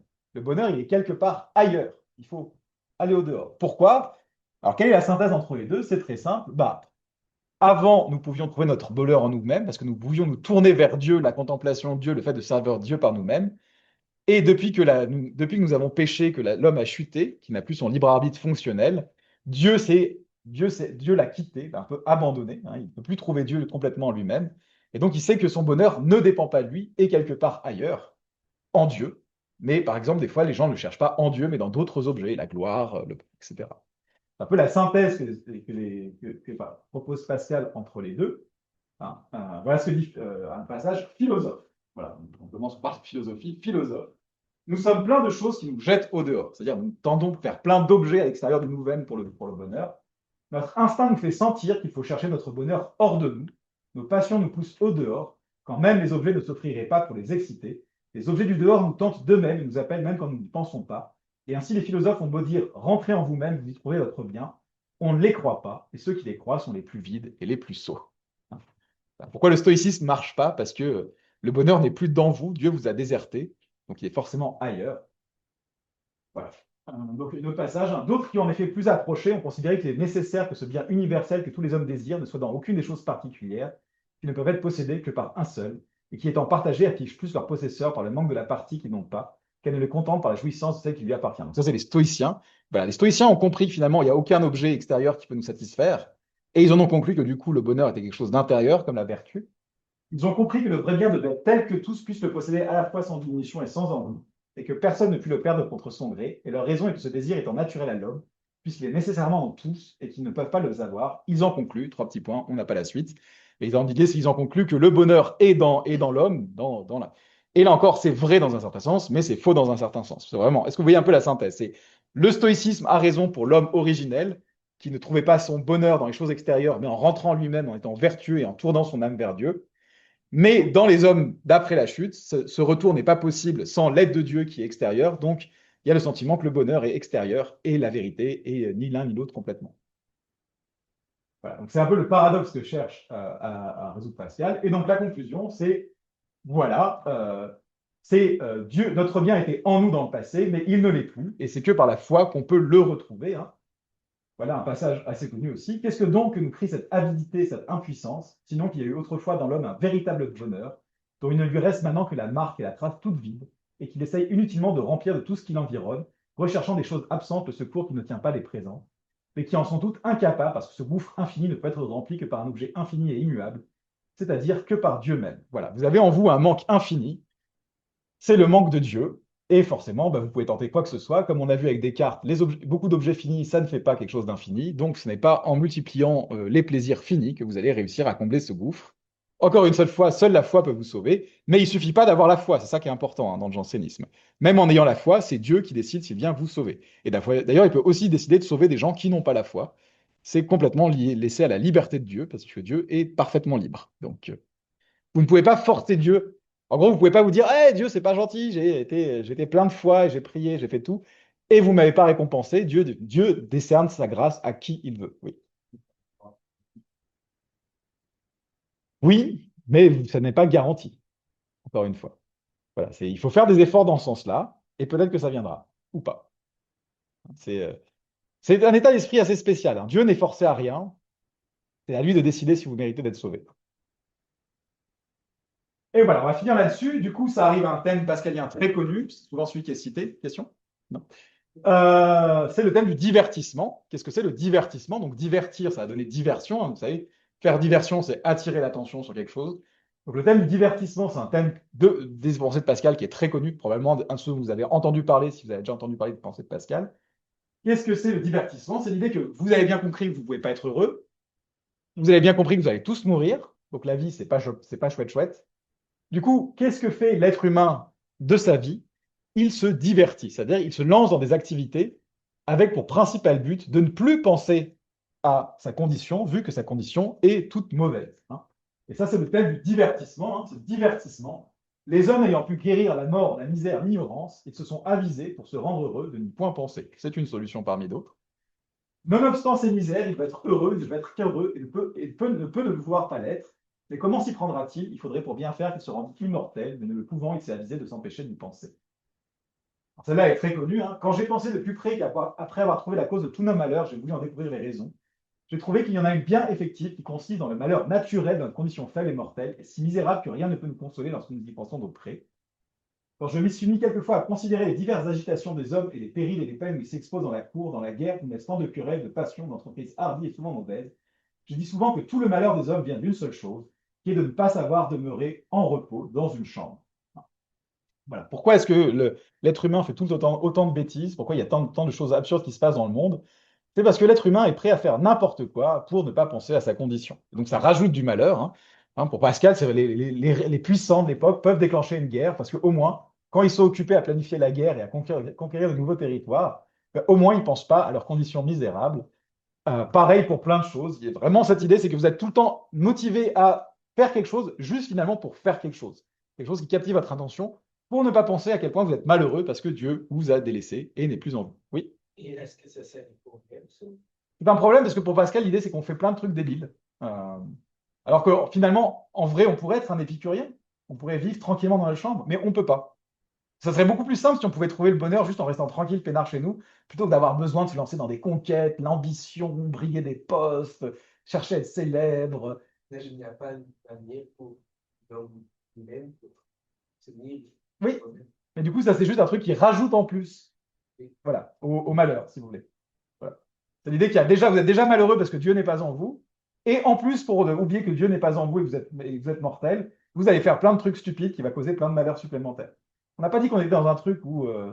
Non, c'est l'enchaînement de la misère, si vous voulez. Oui. Si, c'est ça là. Mais l'idée, c'est que la mort, si vous avez trouvé Dieu, vous savez que vous n'êtes pas mortel. Ça va toujours avec la même chose. En gros, l'idée, c'est que la mortalité, ça va avec le fait de ne pas croire en Dieu. Sinon, vous savez que vous serez pas, que votre âme est immortelle, que vous êtes voué à l'éternité.